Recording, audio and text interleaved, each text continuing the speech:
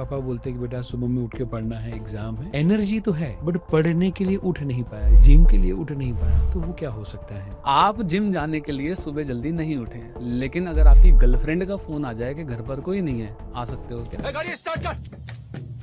बच्चे का मोबाइल देखना बिल्कुल भी गलत नहीं है। क्या बात है। यस। तो ज्यादातर मम्मी पापा शायद आजकल यही गलती करते हैं कि वो अपने बच्चों को सारी चीजें दे देना चाहते हैं। उनको आप क्या कहना चाहेंगे? ब्रेन को बेवकूफ बना सकते हो आप। बना सकते हैं 100% बना सकते और आई थिंक मुझे बेवकूफ से ज्यादा लगता है कि ट्रेन कर सकते हैं हो। कुछ भी हासिल कर सकते हो, सबकॉन्शियस माइंड को बता सकते हो। और आई थिंक प्रॉब्लम तो ये है कि दुनिया में 97% लोगों ने गोली डिसाइड नहीं बोलिए की। सही। आज क्राइम के पीछे का कारण क्या है? आज क्यों रेप्स हो रहे हैं? शराब नहीं पीनी चाहिए बट फिर भी वो छोड़ नहीं पाते, ऐसा क्यों होता है?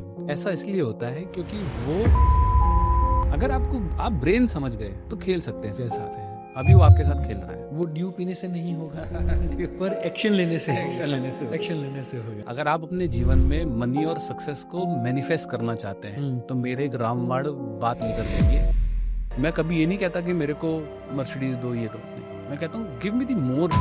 आजकल आपने देखा होगा ब्लू ड्रम और माउंटेन्स में जाकर अपने हनीमून पे अपने हस्बैंड को किल करने का मार देते हैं। कोई अधिकार नहीं है किसी के बच्चे को मारने का।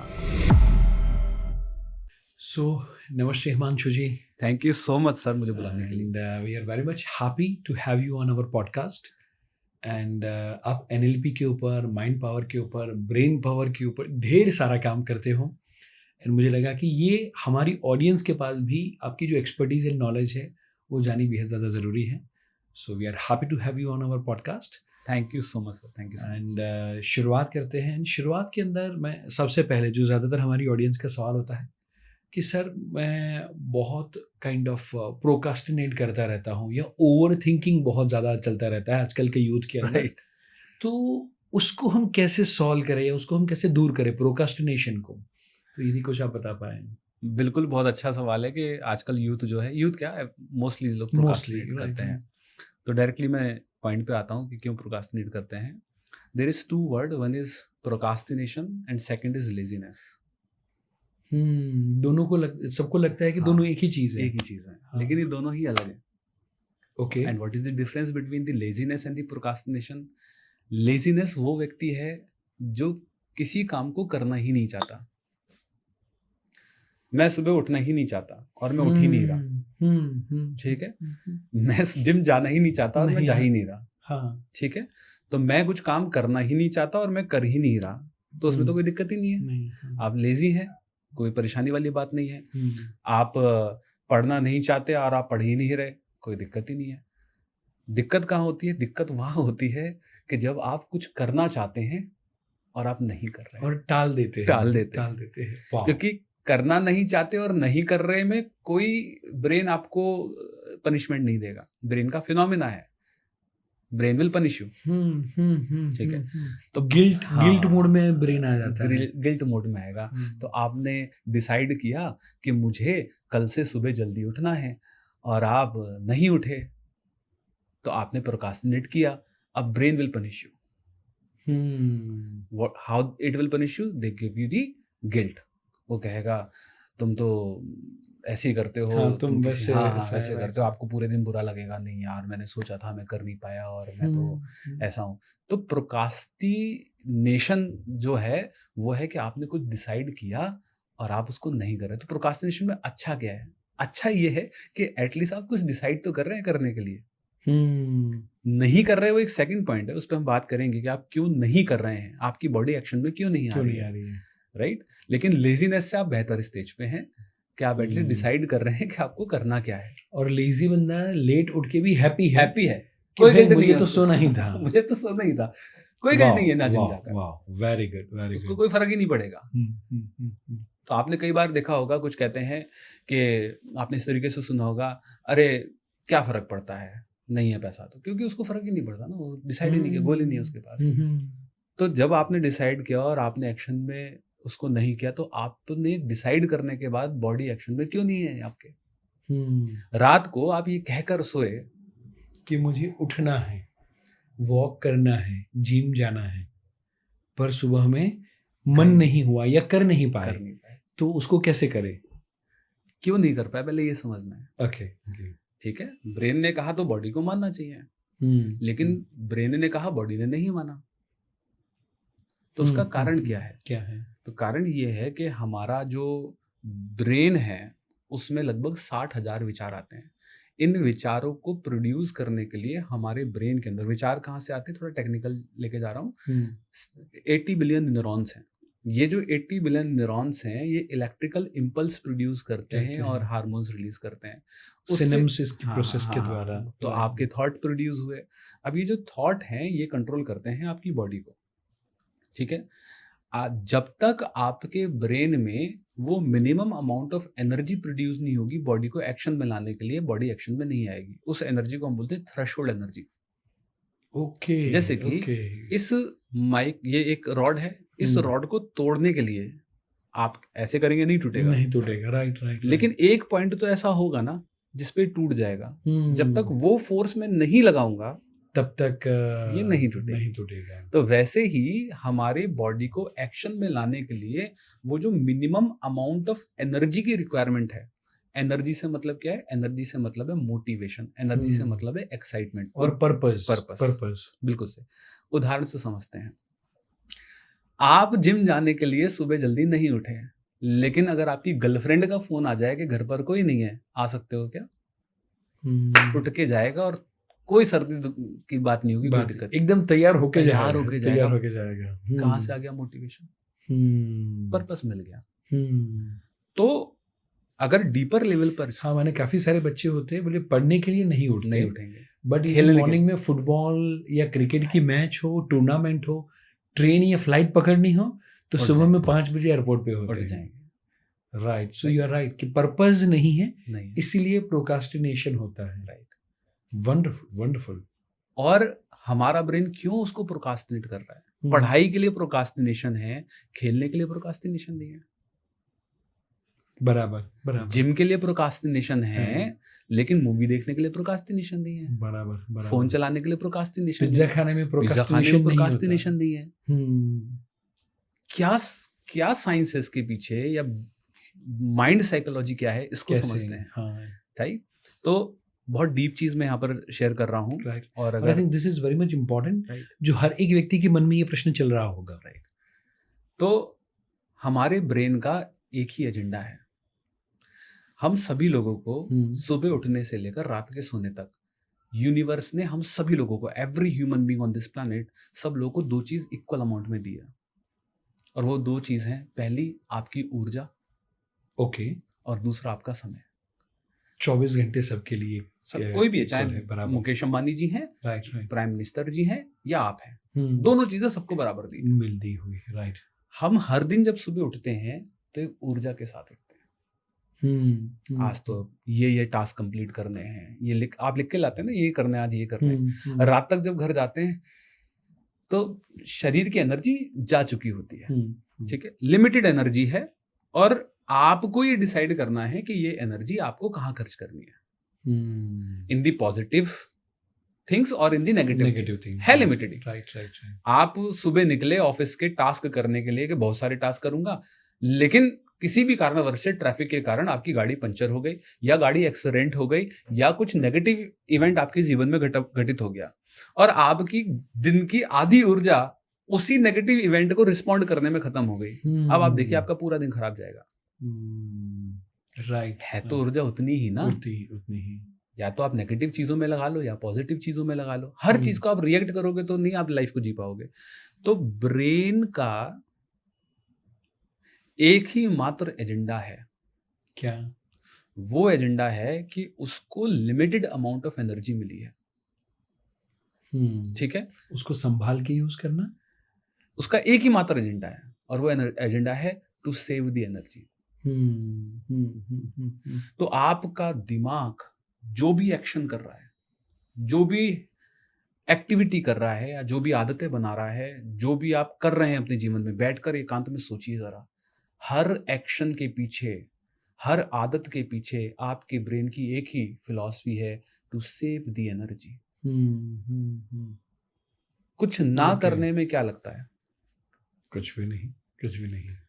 तो कुछ ना करने में अच्छा, ऊर्जा वो सर्वाइवल इंस्टिंक्ट जो हम कहते हैं कि उसी तरीके से बस आप खाली सर्वाइवल मोड पे रहे, वही ब्रेन चाहता है, एनर्जी को बचाना एनर्जी को बचाना एनर्जी चाहता को है। क्यों बचाना है? हम्म, उदाहरण से समझाता हूँ, थोड़ा सा और डीप चलते हैं। Right right. उदाहरण से समझाते हैं। जब पहली बार आपने कार चलाई, हम्म, पहली बार आपने साइकिल चलाना सीखा, हम्म, पहली बार आपने कोई भी काम किया अपने जीवन में, फर्स्ट टाइम, तो आपकी एम्पल अमाउंट ऑफ एनर्जी लगी होगी। पहली बार रोटी, पहली बार खाना, पहली बार किसी जगह गए, बहुत ज्यादा है। सीखने में टाइम और लगता है। एनर्जी, लर्निंग मैं कर्व रहता पहली है। बार आपके स्टूडियो आया, मेरे लिए ये जगह नहीं है, मेरे लिए ये रास्ता नया है, मेरे लिए लोकेशन नहीं है। My brain is highly active and at the conscious state to observe the roads and the surrounding so that गलती ना हो। पहली बार साइकिल चलाना या चलना भी, चलना। वॉक करना भी was very खाना much खाना difficult. भी। खाना भी, राइट राइट। कितना अटेंटिव होता है। तो whenever your brain do anything consciously means actively, actively और anything new, anything new means conscious. Ample amount of energy brain को लगती है उसको करने में। थकान महसूस होती है जब इसलिए राइट आप कोई नए रास्ते पे रात को गाड़ी चलाइए, आप राइट थकान इतनी महसूस हो जाएगी, आप कहेंगे थक गया। राइट। क्यों थक गए? क्योंकि बहुत अटेंटिवली चला रहे थे आप। पैसेंजर सीट पे बैठा नहीं थका, आप थक गए। आप थके। जो फ्लाइट चला रहा है पायलट वो थका होगा, पैसेंजर नहीं थका। नहीं, राइट राइट। क्योंकि उसकी एनर्जी इन्वेस्ट हो रही है, उसकी एनर्जी लग रही है। तो जो बंदा सुबह में रात को सोया हुआ है, अब उसके पास तो फुल एनर्जी है, राइट? सुबह में उठना चाहता है बट अब उठ नहीं पाता, तो उसमें क्या चीज़ ऐसी होती है कि वो उठ नहीं पाता? खास करके जो बच्चे होते हैं, मम्मी पापा बोलते हैं कि बेटा सुबह में उठ के पढ़ना है, एग्जाम है, एनर्जी तो है बट पढ़ने के लिए उठ नहीं पाया, जिम के लिए उठ नहीं पाया, तो वो क्या हो सकता है? बिल्कुल, मैं उस पर आ रहा हूँ। तो पहला तो हमने ये समझना है कि ब्रेन एनर्जी बचा रहा है, ठीक है? रूल नंबर वन के ब्रेन का काम है एनर्जी बचाना। क्यों एनर्जी बचा रहा है? वो इसलिए एनर्जी बता रहा है ताकि आप पूरी जिंदगी में सिर्फ एक ही काम करते हुए ना रह जाएं। तो आप जब पहली बार कोई काम कर रहे हैं तो एनर्जी लग रही है, एनर्जी लिमिटेड है। बार बार अगर एक ही काम को करने में दिमाग सेम एनर्जी को लगाता रहेगा तो और तो काम जीवन में कुछ कर ही नहीं पाओगे आप। इसलिए ब्रेन आदतें बनाता है। आदतें क्यों बनती हैं? Right right right. इसलिए दिमाग क्या करता है, इसको एक काम करो, हैबिट बना दो। ओके, सो न्यूरल पाथवे कनेक्शन बन चुका है, तो वो काम अब आसान हो जाएगा, उसकी हैबिट हो जाएगी। है ब्रेन को दोबारा उस काम को करने के लिए प्रोसेसिंग नहीं करनी, रिस्पॉन्ड करेगा, रिएक्ट करेगा, वैसे ही रिएक्ट करेगा जैसे वो करता है। Very good very good, right. तो आपके ब्रेन का एजेंडा क्या है? एनर्जी को बचाओ और कंफर्ट और प्लेजर की तरफ जाओ। Very good, okay. तो प्रोक्रास्टिनेशन हम क्यों कर रहे हैं? क्योंकि पहला एनर्जी बचानी है, दूसरा कंफर्ट और प्लेजर है। ठीक है। उठने में प्लेजर नहीं है, पेन है। ब्रेन का दो फिनोमिना है, पहला प्लेजर की तरफ जाना और पेन से दूर जाना। हाँ। तो ना उठने में तो प्लेजर है और दूसरा क्या है? उठने में पेन है। अच्छा, जब तक आप उठने में प्लेजर नहीं डालेंगे आप कभी नहीं उठेंगे। मैं हमेशा एक लाइन कहता हूं, मैं कहता हूं, you can not sell the heaven with the hell, you can only sell the heaven with the heaven only. मतलब आप नर्क, स्वर्ग के बदले में नर्क नहीं बेच सकते, आपको स्वर्ग के बदले में बेटर स्वर्ग देना होगा। ओके। तो ना उठना उसके लिए स्वर्ग है, पीसफुल है। लेकिन जिम जाना अगर उससे भी ज्यादा पीसफुल नहीं हुआ तो वो नहीं उठेगा कभी भी। तो सोने के लिए जो पर्पस है या कंफर्ट है, उससे ज्यादा बड़ा पर्पस या कंफर्ट हमें बॉडी को या ब्रेन को देना होगा फॉर द जिम। राइट। जो वो कैसे दे सकते हैं? अपने ब्रेन को एसोसिएट करना होगा सेकंड लेवल ऑफ कॉन्शियसनेस से। हमारा ब्रेन सिर्फ फर्स्ट लेवल ऑफ कॉन्शियसनेस को ही देख पाता है।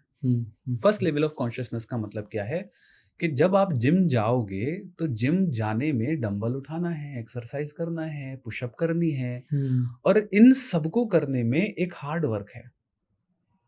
बॉडी को मेहनत लगेगी, में पेन होगा। Right right. उसके बाद क्या मिलेगा वो सेकंड लेवल ऑफ कॉन्शियसनेस है। पढ़ाई करने में पेन है, लेकिन पढ़ाई के बाद जो रिजल्ट मिलेगा, जो रिवॉर्ड मिलेगा, वो सेकंड लेवल ऑफ कॉन्शियसनेस है। तो ब्रेन हमेशा फर्स्ट लेवल ऑफ कॉन्शियसनेस को ही देख पाता है, सेकंड लेवल ऑफ कॉन्शियसनेस को नहीं देख पाता है।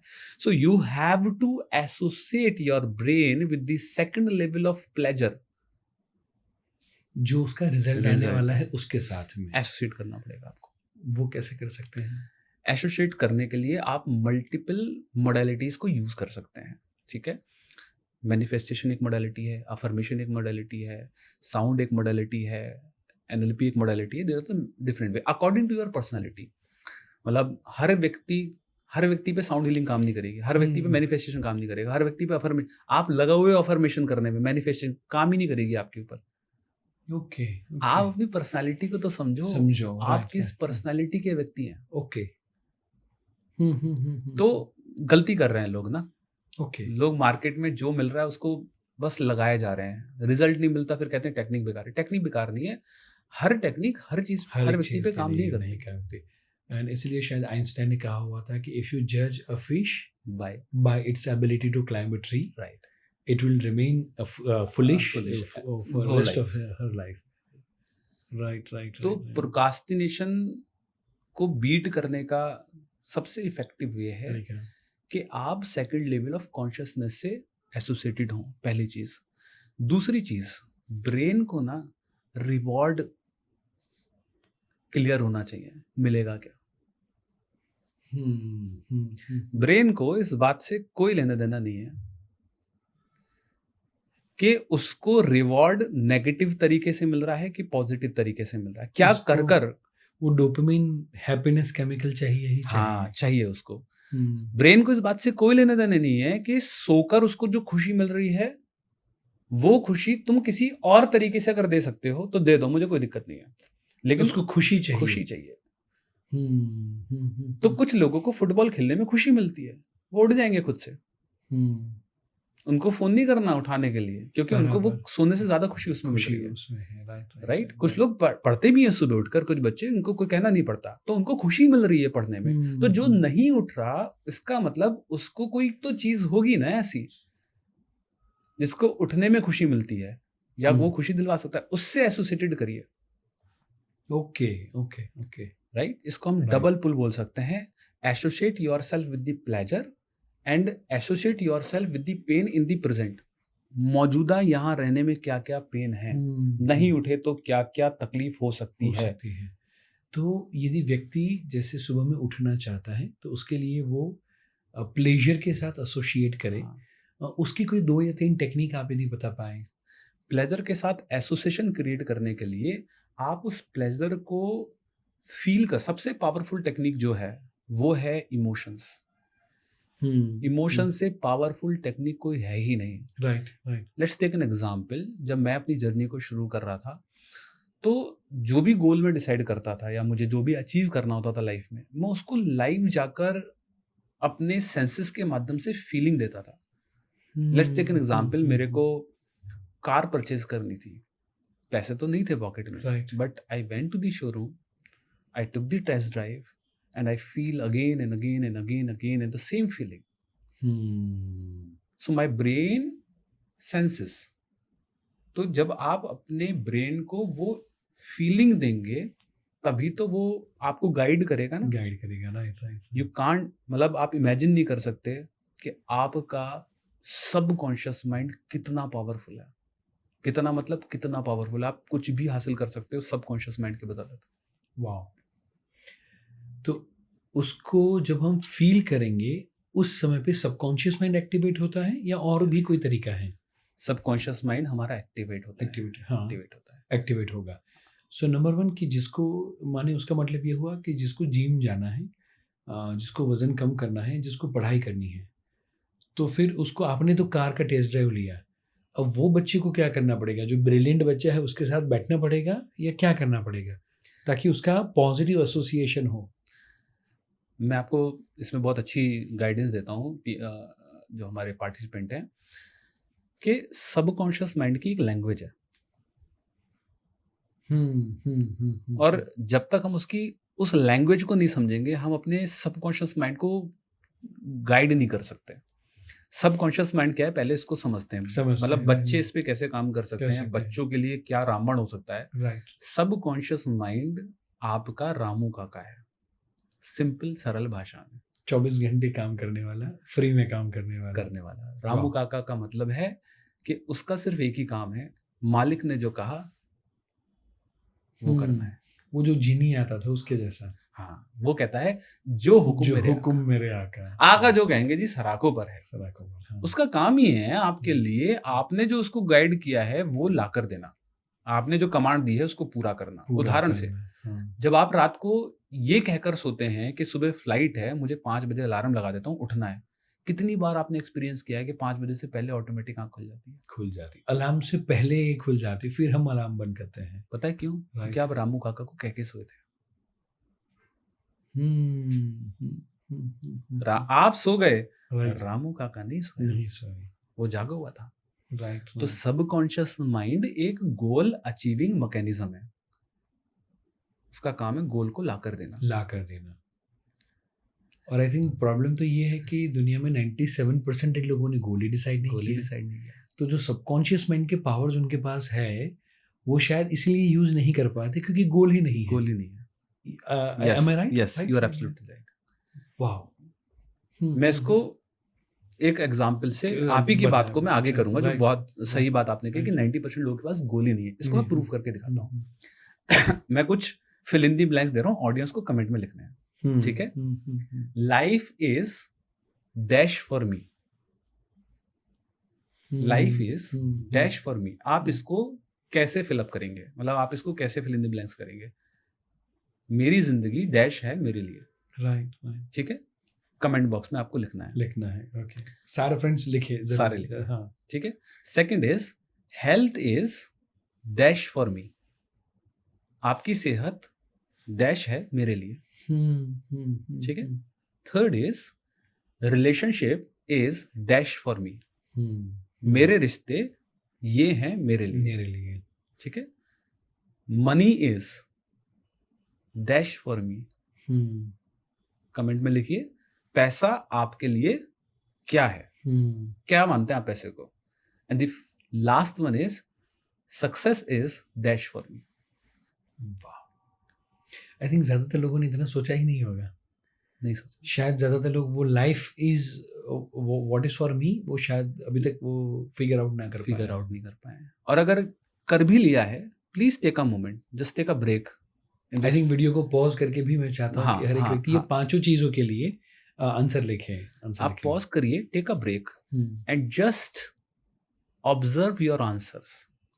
आप जितने भी आंसर्स आपने लिखे हैं, आई एम गारंटी यू, अगर आप पहली बार मुझे सुन रहे हैं, आपके सारे आंसर्स अनस्पेसिफिक होंगे, ऐसे होंगे जिसकी कोई इमेज आपके सबकॉन्शियस माइंड के पास नहीं होगी।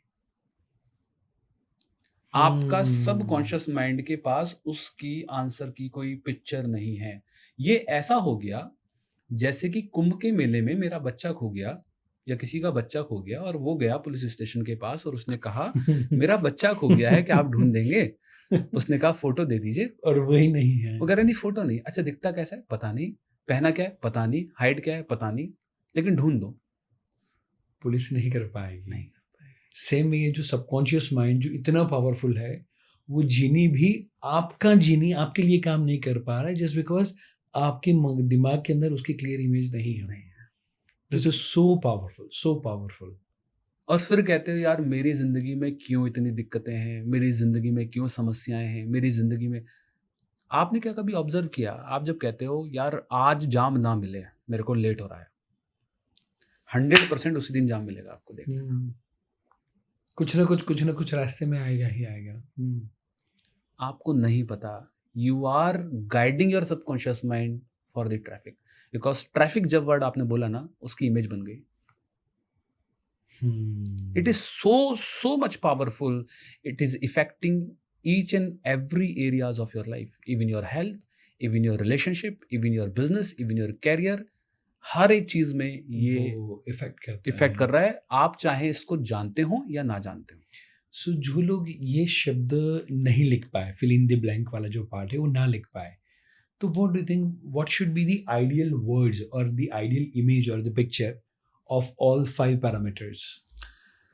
तो अगर आपके आंसर्स की कोई इमेज नहीं है, नहीं है, हाँ हाँ, ठीक है, हम्म, तो आपको अपने सबकॉन्शियस माइंड को इमेज देनी पड़ेगी हम्म, ताकि वो लाइफ को वैसे क्रिएट कर सके। Right right. सो तो हाँ, ज़्यादातर जैसे किसी के दिमाग में आएगा माई life is beautiful, my life is happy, तो बट उसका सर्टेन कोई इमेज नहीं Image बन नहीं रहा है, है। इमेज नहीं बन रहा है। हैप्पी का, ब्यूटीफुल का, that these are the all unspecific terminology hmm, जिसकी कोई पिक्चर नहीं आएगी। नहीं है, हैप्पीनेस की डेफिनेशन हर किसी के लिए अलग है, अलग है, ब्यूटीफुल की डेफिनेशन हर किसी के लिए हर अलग किसी है। की, और शायद सेम व्यक्ति के भी हफ्ते के बाद बदल जाएगी जाती है। डेफिनेशन। तो मैं कौन से वर्ड्स होने मैं चाहिए? दे देता हूँ, हालांकि Yes, yes, एनएलपी yes. में देता हूँ मैं, पेड वाले में, लेकिन दे देता हूँ। वंडरफुल। ठीक है, आपको क्या लिखना है? लाइफ इज, आपको क्या करना है? पहले बैठना है, ठीक है, आंख बंद करनी है, ओके, और आंख बंद करके inhale deeply and exhale slowly, spine straight, shoulder straight, और आंख बंद करके मन में बोलना है, my life is a rising sun for me. as a rising sun for me. मेरी जिंदगी एक उगता हुए सूरज की तरह है। और इमेजिन करें हर वो एक चीज जो उस उगते हुए सूरज के साथ एसोसिएटेड है। उगता हुआ सूरज पहाड़ों से निकलता हुआ, उस रोशनी से पेड़, हरियाली, अंधकार को मिटाता हुआ, जिंदगी इस धरती पर सिर्फ सूरज के कारण ही तो है। हर एक चीज जो उस सूरज की किरणों के साथ आपके जीवन में आती है उसको विजुलाइज करें और मन में 40 to 50 टाइम्स रिपीट करें, my life is a rising sun for me, my life is a rising sun for me. 40 से 50 बार बोलें, जब तक इस अराइजिंग सन के साथ एक एसोसिएशन क्रिएट ना हो जाए। इनफैक्ट मुझे जंगल के पत्तों की खुशबू और वो सारी चीजें भी महसूस हो रही है। And now you can open your eyes slowly, rub your hand and come back. तो वो जो एसोसिएशन आपका क्रिएट होगा, एक बार में नहीं होगा, इट टेक टाइम। राइट, ये आपको एक हफ्ते करना है, मतलब राइजिंग सन पे आपको एटलीस्ट 1 वीक तक लगातार, 1 वीक तक, रोज सुबह में रोज सुबह में आप उठ के, ठीक है। 1 वीक बाद पता है क्या होगा? आपके सबकॉन्शियस माइंड में राइजिंग सन बैठ चुका होगा। मुझे लगता है सूरज उगने से पहले ये बंदा उठ जाएगा। आपका आपकी जिंदगी को देखने का पर्सपेक्टिव पूरा बदल चुका होगा। लाइफ में प्रॉब्लम्स होंगे अभी भी, लेकिन उनका प्रभाव खत्म हो जाएगा। वाह वाह। सेकंड इज हेल्थ इज, आंख बंद करनी है, और हालांकि मैं अब कराऊंगा तो बहुत टाइम लग जाएगा, सिर्फ यही कवर कर पाएंगे मैं। पर आई थिंक सारे लोग जो पांचों के 5 वर्ड्स सर बताते हैं वो कमेंट के अंदर जरूर से लिखे, एंड उसको आप रोज प्रैक्टिस करना जरूर से शुरू करें। Right, yes sir. Second is health is a growing garden for me. हरा भरा एक गार्डन है, तो गार्डन हरियाली देखते ही ना हीलिंग शुरू हो जाती है। राइट। तो आप देखिए हॉस्पिटल में क्यों डॉक्टर्स हरा ड्रेस पहन के घूमते हैं, थीम भी हरी होती है, क्यों? Green is a colour of healing. ठीक है, 40 से 50 बार बोलना है। थर्ड इज रिलेशनशिप, बहुत इंपॉर्टेंट है, बहुत ही इंपॉर्टेंट है। Relationship is a red blossoming rose for me. मेरा रिश्ता एक लाल खिलते हुए खूबसूरत गुलाब की तरह है। गुलाब से लव एसोसिएटेड है, हाँ। गुलाब से फीलिंग एसोसिएटेड है। आप किसी को गुलाब देंगे तो वो सैड नहीं हो सकता। These are the anchors of our lifes. Anchor पर हम बात नहीं करेंगे आज। एनएलपी में एंकर्स बहुत पावरफुल चीज है। And I think fourth is, ठीक है, हमने लाइफ पर बात करी, हेल्थ पर बात करी, और हमने रिलेशन पे बात करी। Now next is money. Money is abundance air for me. Abundance air for me. Air, अच्छा, एयर फॉर, और ओके, ठीक है, राइट। मैंने इस समय ब्रीदिंग ली, डीप ब्रीदिंग, क्या मैंने आपके हिस्से की ली? नो। इस रूम में हवा तो कम नहीं, अबंडेंट, राइट। किसी के हिस्से की तो नहीं ले रहा, नहीं ले रहे, आप भी मेरे हिस्से की नहीं ले रहे, सबके लिए भरपूर है। तो money is abundance air for me, भरपूर है। Wow. and the last is success is dash for me, success is green growing tree for me, एक बढ़ता हुआ हरा भरा हरा पेड़। भरा पेड़ है। वाह वाह वाह। तो Very जब good. आप अपने सबकॉन्शियस माइंड को सही पिक्चर लाके देंगे, उसका काम ये ढूंढ कर लाके देना। और आई थिंक मुझे लगता है आपने सारी चीज़ों को 5 एलिमेंट के आसपास में कहीं ना कहीं पे जोड़ दिया जोड़ है, और ज़्यादातर नेचर के साथ जुड़ी नेचर हुई के चीज़ें साथ हैं। जुड़ी है। आई थिंक उससे माइंड फ्रेश भी होगा, and at the very same time जब उसको क्लियर इमेज होगी तो वो उसको परस्यू करने के लिए दौड़ भी पाएगा। दौड़ भी पाएगा। बट ये दौड़ में काफ़ी सारे लोगों को पता है कि सिगारेट नहीं पीनी चाहिए, शराब नहीं पीनी चाहिए, बट फिर भी वो छोड़ नहीं पाते। ऐसा क्यों होता है? ऐसा इसलिए होता है क्योंकि वो बिहेवियर पर फोकस कर रहे हैं। छोड़ना है। सिगरेट पीना is a behaviour, is a behaviour, is a behaviour, is a habit. Drink करना is a behaviour. Believe me, मैंने ऐसे ऐसे लोगों की सिगरेट छुड़वाई है, ड्रिंक छोड़ी है उन्होंने, जो कहते थे मैं छोड़ ही नहीं सकता। काफ़ी सालों की आदत। काफी सालों की आदत, राइट राइट। जड़ से छोड़ दी। कैसे? ज्यादातर लोग जब किसी भी हैबिट को, बैड हैबिट को बदलने के प्रोसेस की बात करते हैं, देखिए आप उसी चीज को बदल सकते हैं जिस चीज का कोई स्ट्रक्चर है। हमने स्टूडियो को चेंज किया, स्ट्रक्चर था तभी तो दीवार तोड़ी, बंद किया। बन गया। हाँ, आदत का भी एक स्ट्रक्चर है। आदत बनती कैसे है, उस स्ट्रक्चर में एक पॉइंट है बिहेवियर। Okay okay okay. एक पॉइंट है बिहेवियर। ज्यादातर लोग बिहेवियर पर फोकस करते हैं कि मैंने कह दिया दिमाग को कि कल से नहीं पीना तो नहीं पीना, आपने कह दिया वो मान ले। ब्रेन को जो चाहिए वो उसको चाहिए। आप चाहे सिगरेट पी के दो, चाहे आप अल्कोहल पी के दो, या आप किसी और तरीके से दो। तो वो क्या चीज है जो ब्रेन को चाहिए? इंटेंशन से ब्रेन को मतलब है, बिहेवियर से कोई मतलब नहीं है। ओके ओके, ठीक है। Right right. तो जब हम सिगरेट पीने की आदत को बना रहे हैं या सिगरेट पीते हैं, तो आप नोटिस करिए बिहेवियर से पहले एक और एलिमेंट आता है जिस पर कभी हम ध्यान नहीं देते, and that particular element is your trigger. Okay. Trigger का मतलब क्या है? आपने ये जो बिहेवियर प्रोड्यूस किया सिगरेट पीने का, ये क्यों किया था? तो आप देखेंगे कि शायद आपकी जॉब गई, स्ट्रेस आया, तो reduce the stress, you started the cigarette पिया। ठीक है। वर्कलोड है, आपने सिगरेट पिया। कॉफी आप क्यों पी रहे हैं? वर्कलोड है, कॉफी पी रहे हैं। या फिर आप रोड पर जा रहे थे, दुकान देखी, 4 लोग सिगरेट पी रहे थे, आपने भी खड़े होकर पी ली।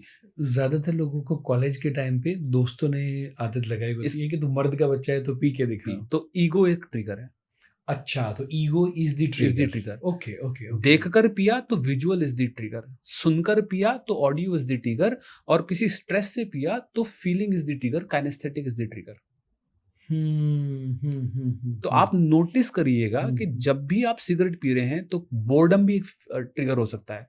कुछ नहीं है करने का। मेरे एक कलीग हैं, मेरे एक स्टूडेंट थे, वो बहुत खाते हैं, बहुत मतलब बहुत ही खाते हैं, पूरे दिन में रहता है। तो उनसे जब वो डिस्कस हो रहे थे 1 to 1 में, तो बोले जब मैं खाना खाने के बाद भी मुझे चाहिए, सुबह उठते ही चाहिए। तो अक्सर मैंने बोला आप कब नहीं खाते? बोले जब मैं किसी फ्रेंड्स के साथ होता हूँ या फैमिली के साथ होता हूँ, एंजॉय कर रहा होता हूँ, तब मैं नहीं खाता। इसका मतलब उनका जो ट्रिगर पॉइंट था उस बोर्डम था। मतलब जब वो अकेले होते हैं या कुछ करने को नहीं होता तो वो खाते हैं। बीच में मेरे माइंड में क्यूरियोसिटी आई, तो जो छोटे छोटे बच्चे जो मोबाइल के पीछे भी लगे रहते हैं, उसके लिए भी ये सिमिलर टाइप ऑफ ट्रिगर काम करेंगे? 100% काम करेगी। वाह, 100% काम करेगी। If a child is asking for the phone, phone तो सिर्फ एक बिहेवियर है, फोन तो सिर्फ एक आदत है, उसके पीछे का ट्रिगर समझिए। ट्रिगर इज कि उसको कुछ एंटरटेनमेंट के लिए चाहिए, उसको कुछ मनोरंजन के लिए चाहिए, वो उसके पास कुछ नहीं है, या वो अभी फिगर आउट नहीं कर पा रहा है, या आप उसको नहीं दे पा रहे हैं वो चीज। दैट्स व्हाई ही और she is asking for the phone. या उसको वो तरीका पता चल गया है कि ये एक वे है एंटरटेनमेंट का।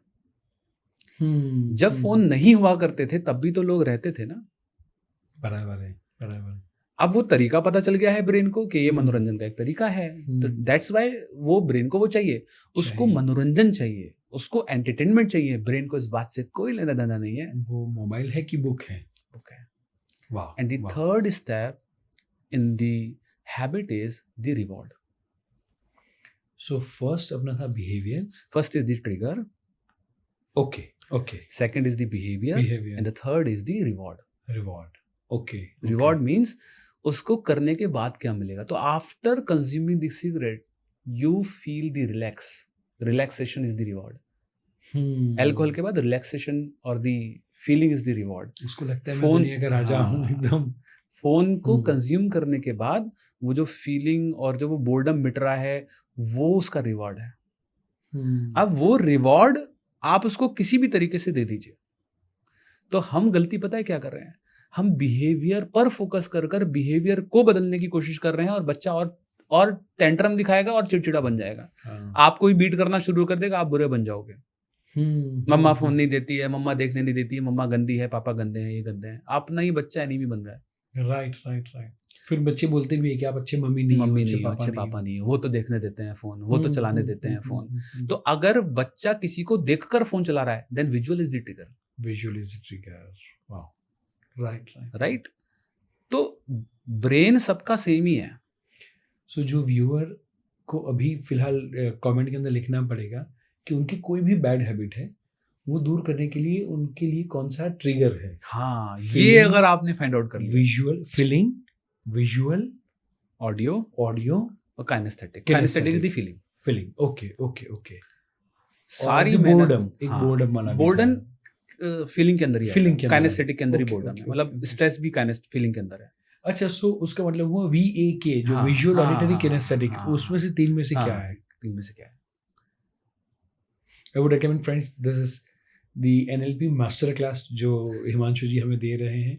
तो ज़रूर से कमेंट के अंदर आप बताएं कि VAK में विजुअल, ऑडिटरी, किनेस्थेटिक में से कौन सा आपका ट्रिगर है। मुझे लगता है पॉडकास्ट खत्म होते होते काफ़ी सारे लोगों की 3 4 5 बैड हैबिट्स रिमूव हो जाएंगी और उसके ढेर सारे ब्लेसिंग्स आपको मिलने वाले हैं।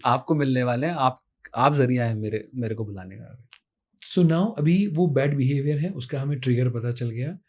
तो रिवॉर्ड को हम किस तरीके से ट्विक करें कि ब्रेन को जो हैप्पीनेस मोबाइल में मिलती है वही हैप्पीनेस टेक्स्ट बुक पढ़ने में भी मिले, या जो हैप्पीनेस सोने में मिलती है वो जिम जाने में भी मिले। राइट। तो जैसे कि हमने बात करी कि ब्रेन को इस बात से कोई लेना देना नहीं है कि क्या बिहेवियर कर आप उसको रिवॉर्ड दे रहे हो। उसको सिर्फ रिवॉर्ड से मतलब है, मतलब उसकी इंटेंट से मतलब है। तो अक्सर आपने देखा होगा कि जो सिगरेट को क्विट करने की वेज होते हैं उसमें एक लाइक च्युइंगम होती है, निकोटीन च्युइंगम जो बोलते हैं, वो क्या करती है, वो सेम जो कैफीन होती है, निकोटीन होता है, उसको देने की कोशिश की जाती है कि ब्रेन को वही जो निकोटीन सिगरेट से मिल रहा है वही मिले उसको। तो वैसे ही जो उसको एंटरटेनमेंट मोबाइल के थ्रू मिल रहा है, अगर उससे ज्यादा मनोरंजन चीज आप उसको लिए क्रिएट कर सकते हैं तो वो मोबाइल को छुएगा भी नहीं। प्रॉब्लम बच्चे में नहीं है, प्रॉब्लम हमारे अंदर हो रही है कि हम फेल्ड हो जा रहे हैं due to our busy schedule कि हम उसको एक बेहतर मनोरंजन एंटरटेनमेंट दे सकें। नहीं, और ज़्यादातर हमारे बचपन के अंदर मैदान में दौड़ना, खेलना, 15 20 25 बच्चों का गैंग था और सेफ था, बाहर का एनवायरनमेंट। तो मम्मी पापा जाओ किसी के घर भी जा रहे हो। आज संभव वो नहीं है, आज संभव नहीं है। तो इसलिए मम्मी पापा को चिंता भी रहती है, तो इसलिए किसी के घर पे भेज भी नहीं पाते हैं। राइट। तो ऐसा जो डर लोगों के मन में रहता है ज़्यादातर कि मैं ऐसा करूँगा तो ऐसा हो जाएगा, या फियर के पीछे भी कोई NLP के अंदर कोई सोल्यूशन हो सकता है, क्योंकि ढेर सारे लोगों को मे बी छिपकली का डर होता है, काफ़ी सारे लोगों को बच्चे बिगड़ जाएंगे उसका डर होता है, काफ़ी सारे लोगों के मन में ऐसा होता है कि मैं अच्छी मम्मी नहीं हूँ, though they are doing very good, और फिर भी उनके मन में ऐसा होता है। तो ऐसा कोई डर भी है, बहुत सारी हैं। NLP में हम रिवाइंड टेक्निक करवाते हैं फियर को ओवरकम करने के लिए। Rewind technique. ओके। हमारा जो ब्रेन है 24/7 N+1 फ्रेम में ऑपरेट करता है।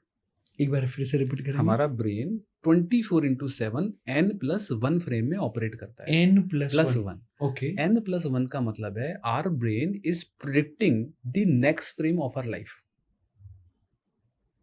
अगले पल में मैं क्या बोलने वाला हूँ आप प्रिडिक्ट कर रहे हैं। अच्छा योर ब्रेन इज प्रिडिक्टिंग, हाँ next move is predicting like a chess like a chess. Okay and हाँ, तो आपका ब्रेन हमेशा एक n+1 फ्रेम में ही ऑपरेट करता है। n is next plus 1 1 next plus 1 अगले okay फ्रेम okay प्रिडिक्ट कर रहा है। तो जैसा आपके ब्रेन ने प्रिडिक्ट किया उसको बोलेंगे एज एक्सपेक्टेड। ये एक लाइन है, एज एक्सपेक्टेड। इस लाइन से वैसा हो गया जैसा आपने सोचा था, तो लाइफ बढ़िया है जी। तो वही चीज लोगों को हैप्पीनेस देती है, और यदि एज एक्सपेक्टेड ना हो तो वो नेगेटिव इंसिडेंस है। और अगर अल्ट्रा नेगेटिव हो जाए, मतलब बिल्कुल ही दूर दूर तक एक्सपेक्टेड नहीं था।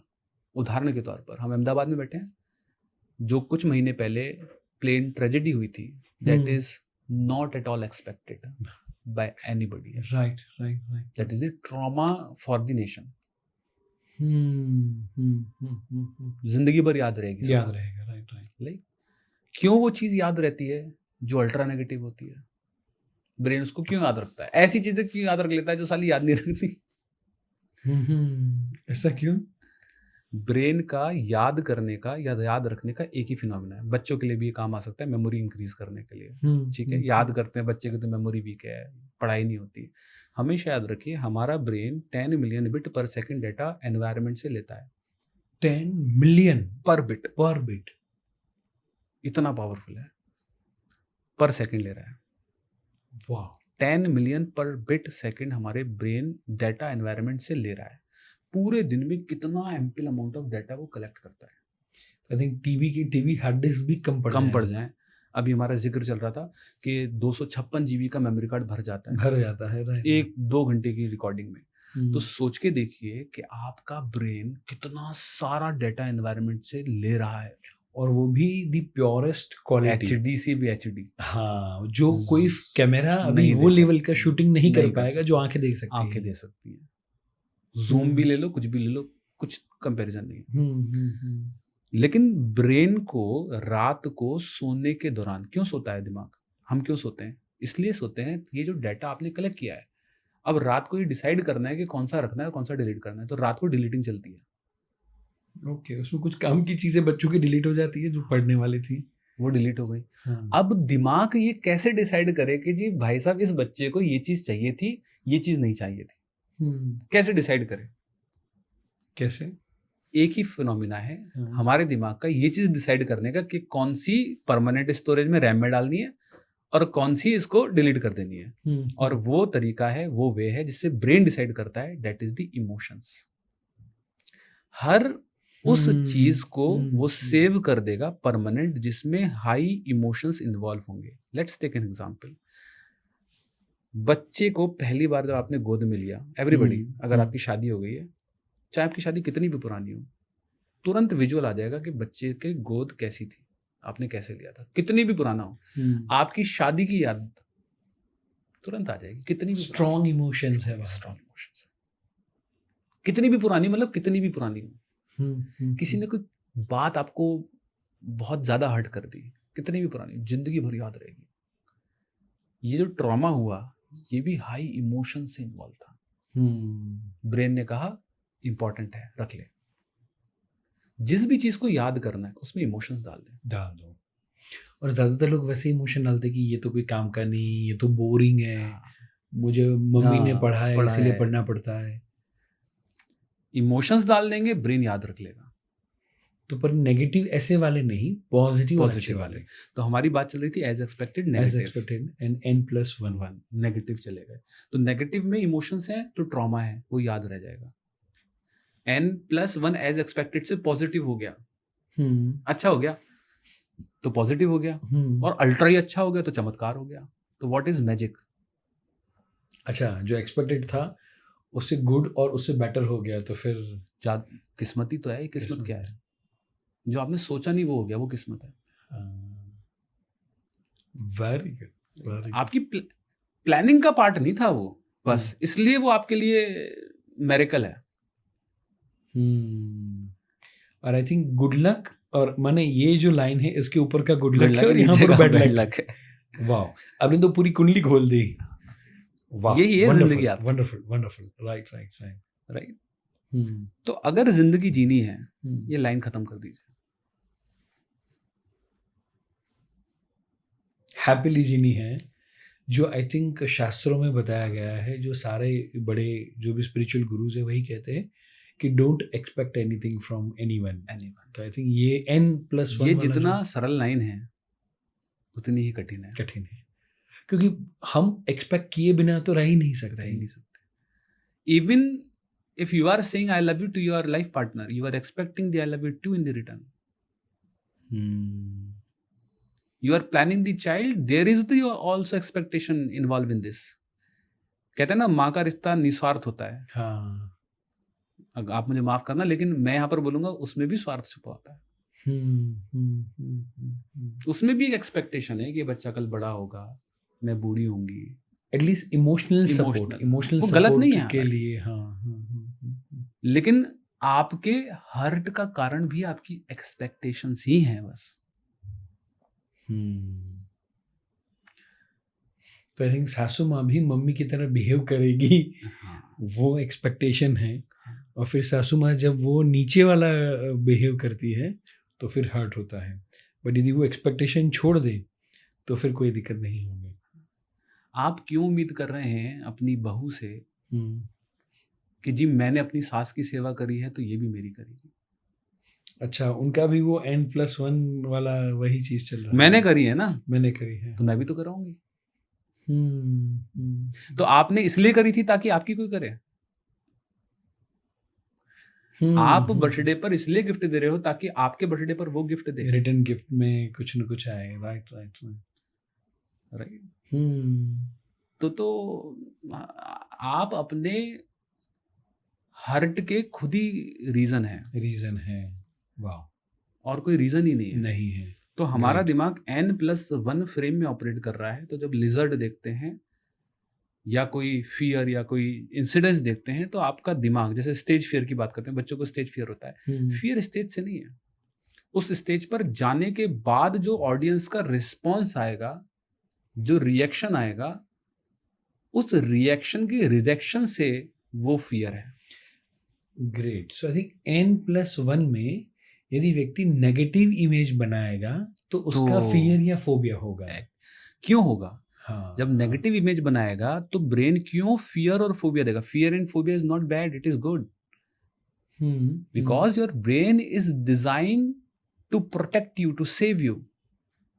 ब्रेन का एक ही एजेंडा है, आपको जिंदा रखना है। कोई सर्वाइवल बराबर, राइट, सिर्फ जिंदा, कोई दूसरा और एजेंडा ही नहीं है उसका। राइट। ब्रेन प्रेडिक्ट कर रहा है, और उसके प्रेडिक्ट में अगर आप नेगेटिव देख रहे हो तो उसको आपको तैयार करना है कि आप उस नेगेटिव चीज से सरवाइव कर सको। तो जैसी वो नेगेटिव चीज देखेगा, आपका वो fight flight freeze mode active कर देगा। तो वो एक रिस्पॉन्ड है आपकी बॉडी का। बराबर। तो नाउ अभी वो फोबिया ऑलरेडी है, राइट? अब उसको फाइट फ्लाइट या फ्रीज में से उसको फेस वाले जोन पे लेके जाना है, ला सकते ये पॉजिटिव इमेज तो वो कर सकते हैं, 100% कर सकते हैं। ब्रेन को बेवकूफ बना सकते हो आप, बना सकते हैं 100% बना सकते और आई थिंक मुझे बेवकूफ से ज्यादा लगता है कि ट्रेन कर सकते हैं हम फॉर द पॉजिटिव थिंग। हाँ, अगर आप ब्रेन समझ गए तो खेल सकते हैं, खेल सकते हैं। अभी वो आपके साथ खेल रहा है। माने जिनी मालिक को ऑर्डर दे रहा है, अभी हाँ। मालिक को जिनी को ऑर्डर देना है। मैं कहता हूं आज की तारीख में majority of the people is brain dead. दिमाग को वो नहीं चला रहे, दिमाग उनको चला रहा है। यस।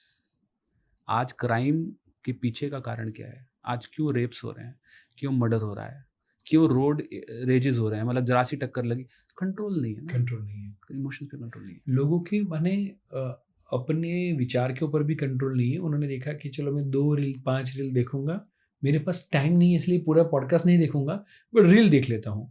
और 1 घंटे की पॉडकास्ट नहीं देखते, उतना भी कंट्रोल नहीं है, और 1-1 मिनट के वो 60 रील्स देख लेंगे, राइट।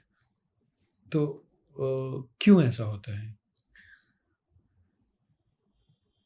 जैसे ही आप रील को देखना शुरू करते हैं, आपने एक बिहेवियर किया, रील को देखा, आपके ब्रेन को डोपामाइन रिलीज हुआ, रिवॉर्ड मिला, आपको अच्छा लगा, ठीक है, आपको न्यूनेस मिली। आपकी पर्सनालिटी के ऊपर डिपेंड करता है कि आप रील कितना देखेंगे। अगर आपकी ओके। पर्सनालिटी न्यूनेस वाली है, सिग्निफिकेंस वाली है, तो आप उसको रील को और एक्सप्लोर करते रहेंगे, देखते रहेंगे, क्योंकि आपको बोर्डम को किल करना है। तो रील देखने के पीछे का कॉज है बोर्डम, मतलब ट्रिगर है बोर्डम, और आप उसको रील के उससे कंपनसेट कर रहे हैं।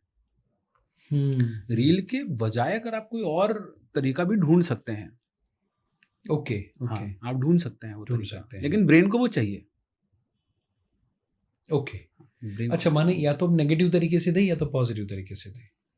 एक्सीलेंट। देना तो आपको पड़ेगा। ग्रेट। तो जैसे कि हम बात कर रहे थे ना डील करने की, वो स्टेज वाली, तो आप देखिए ऑल इज वेल मूवी में एक आमिर खान लाइन बोलते थे, वो थ्री इडियट्स मूवी में वो एक लाइन के बोलते थे, all is well, all is well, all is well. वो ब्रेन को ये बता रहे हैं कि तू फियर मोड एक्टिव मत कर, एवरीथिंग इज ओके। सो हमने फियर को दूर करने को लेकर फैमिलियर होना is the most important thing. इसके अंदर और कोई चीज़ वस्तु आप जो ऐड करना चाहेंगे कि कोई फियर या फोबिया से दूर करने के लिए, या फैमिलियर होने से काम हो जाएगा? और कोई तरीका ही नहीं है। Okay okay. There are multiple techniques जिसमें फैमिलियर करवाया जाता है बस, लेकिन ओके ओके। है फैमिलियर।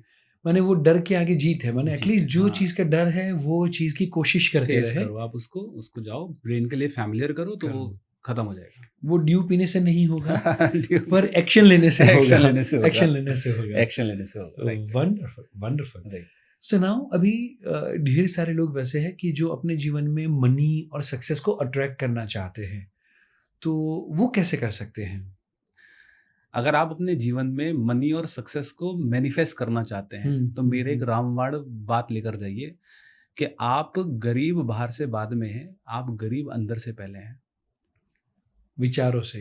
यस। आपके जो अंदर है वही आपके बाहर है। आपका बैंक बैलेंस आपके इनर सेल्फ का रिफ्लेक्शन है। आपकी कामयाबी आपके विचारों का रिफ्लेक्शन है। अगर आप अमीर और सफल होना चाहते हैं, तो पहले अपनी इनर सेल्फ में, अपने विचारों में, अपने थॉट में अपने आप को अमीर ट्रीट करना शुरू करिए।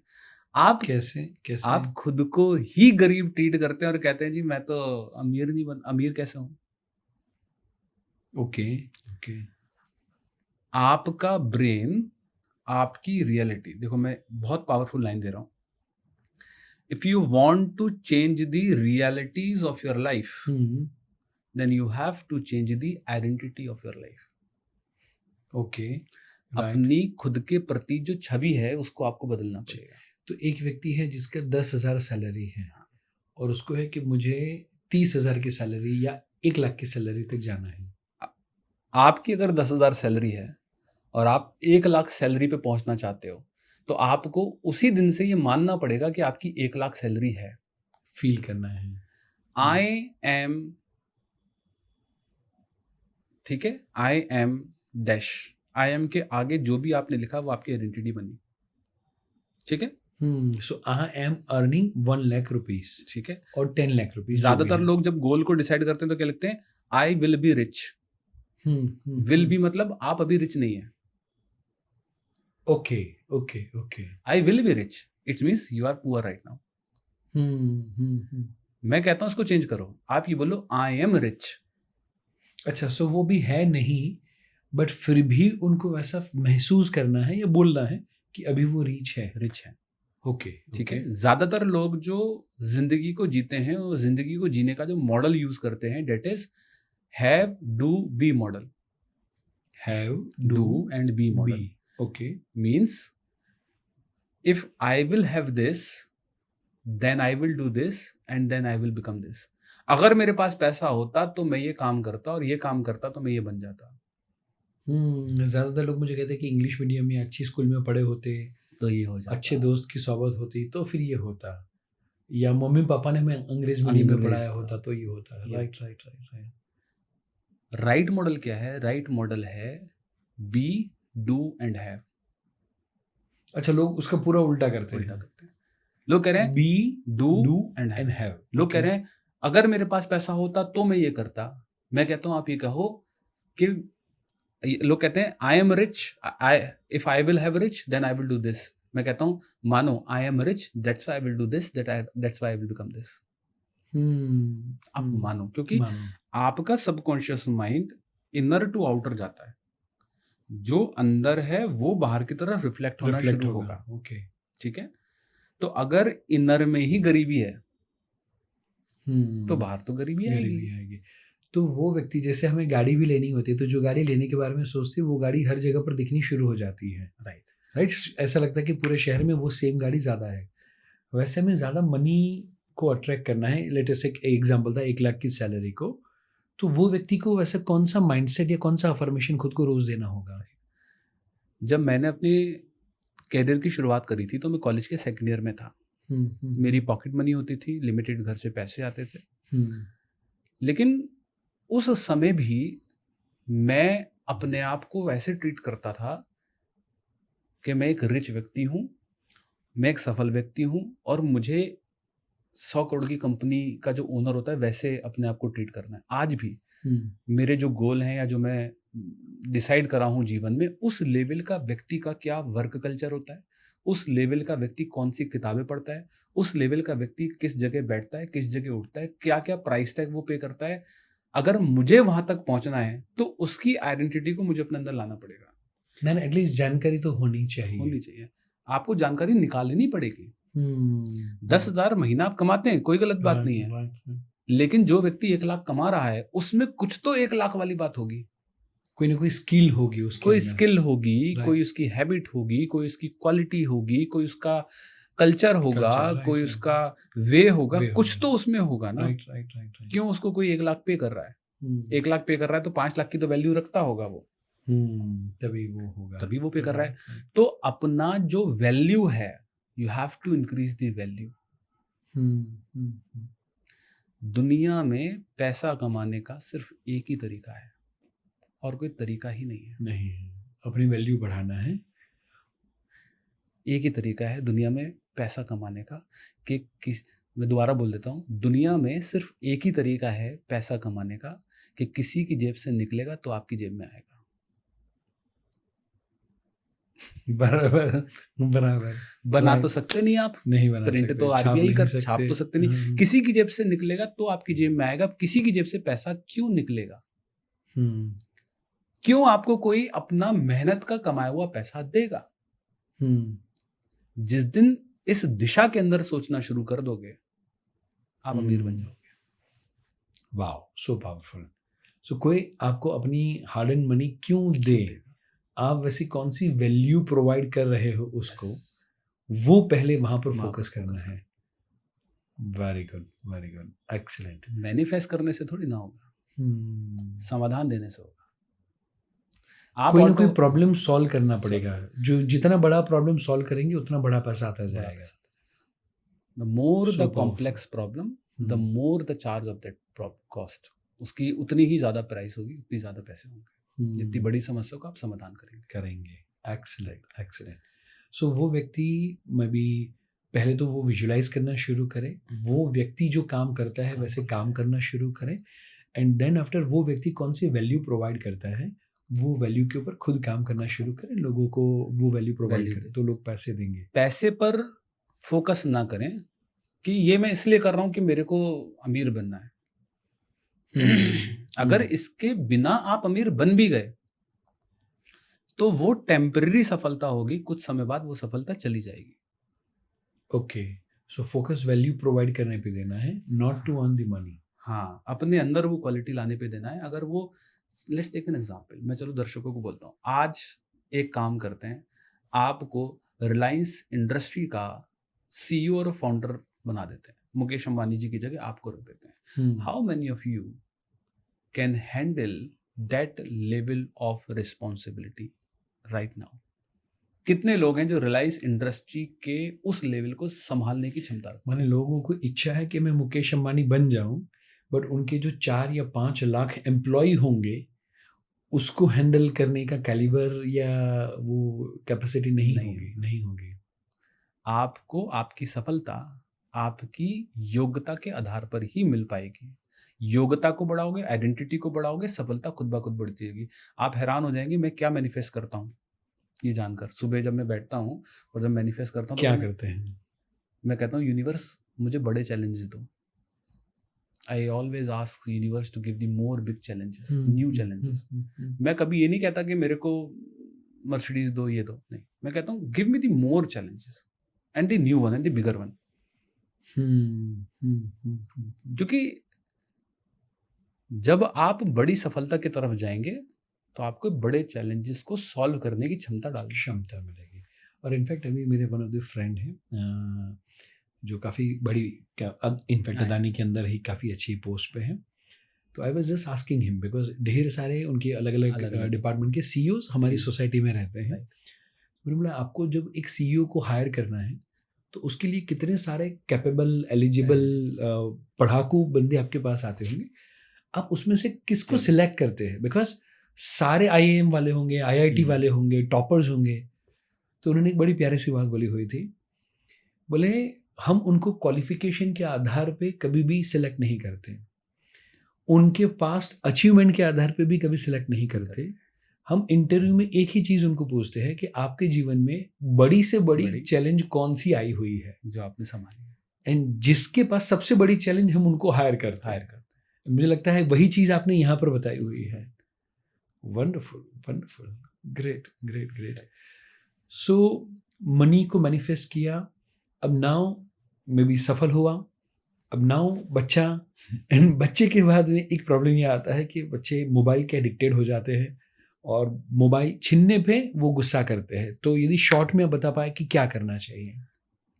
शॉर्ट में अगर बताऊं कि बच्चा अगर मोबाइल छीनने पर गुस्सा कर रहा है तो उससे मोबाइल मत छीनिए। Okay, right? क्योंकि उसका ब्रेन तैयार नहीं है उस चीज के लिए जो आपने उसके साथ कर दी है। जब भी आप चाहते हैं कि वो मोबाइल की जिद कर रहा है, ठीक है, आप तुरंत नो मत करिए, आप नो को टाल दीजिए। आप क्या कहिए, थोड़ी देर बाद, give me your phone after the 5 minute. आप हमेशा याद रखिए, अगर आप अपने बच्चे को किसी भी चीज को मना करना चाहते हैं तो मना मत करिए, आप क्या कहिए, पोस्टपोन कर दीजिए। आप देखना वो मन में पता है क्या सोचेगा, चल ठीक है मना नहीं कर रहे, थोड़ी देर देखने दे रहे हैं। वो कहेगा ओके, थोड़ी देर बाद मैं खुद दे दूंगा। थोड़ी देर बाद आप उसको फिर से रिमाइंड कराइए। हो सकता है वो उस समय भी ना दे, लेकिन 4 से 5 बार जब आप मेहमान आता है घर में आपके, आप उसने क्या लेंगे, अरे नहीं कुछ नहीं, आपने क्या, अरे कुछ तो ले लीजिए, अरे नहीं कुछ नहीं, अच्छा चाय, अरे नहीं, अच्छा कॉफी, अच्छा नहीं, अच्छा कोल्ड ड्रिंक, अच्छा चलो कोल्ड ड्रिंक, कावा, अच्छा चलो कावा दे दो। एक बार में तो उसने नहीं कहा ना कि मेरे को दे दो, लेकिन आपने क्विट कर दिया क्या? आपने क्विट नहीं किया। तो अगर आप बच्चे का मोबाइल एडिक्शन को कम करना चाहते हैं, जिस व्यक्ति को हम पसंद करते हैं जीवन में जीवन साथी बनने के लिए, मैरिज के लिए जब हम प्रपोजल भी देते हैं तो वो भी लड़की ज्यादातर केस में पहली बार में हाँ नहीं होती, but we wait and watch, फिर से दोबारा तीसरी बार कोशिश करते हैं। तो आई थिंक वो सेम चीज अप्लाई होनी चाहिए to the kids, right, to the kids. पहली चीज। दूसरी चीज, मोबाइल देखना गलत नहीं है। बच्चे का मोबाइल देखना बिल्कुल भी गलत नहीं है। क्या बात है? यस, ज्यादा मोबाइल देखना गलत है। दोनों में अंतर, right? Excess of anything mean anything is poison, right? तो मोबाइल देखना बिल्कुल भी गलत नहीं है। अगर आपका बच्चा दिन का आधा घंटा मोबाइल देखता है तो उसमें कोई बुराई नहीं है। अगर वो देखेगा नहीं तो वो टेक्नोलॉजी से फ्रेंडली कैसे होगा, एनवायरनमेंट में कैसे अपने आप को डेवलप करेगा, आगे कंपटीशन के लिए कैसे तैयार होगा। तो थोड़ा बहुत लिमिटेड मोबाइल देखना is not at all harmful.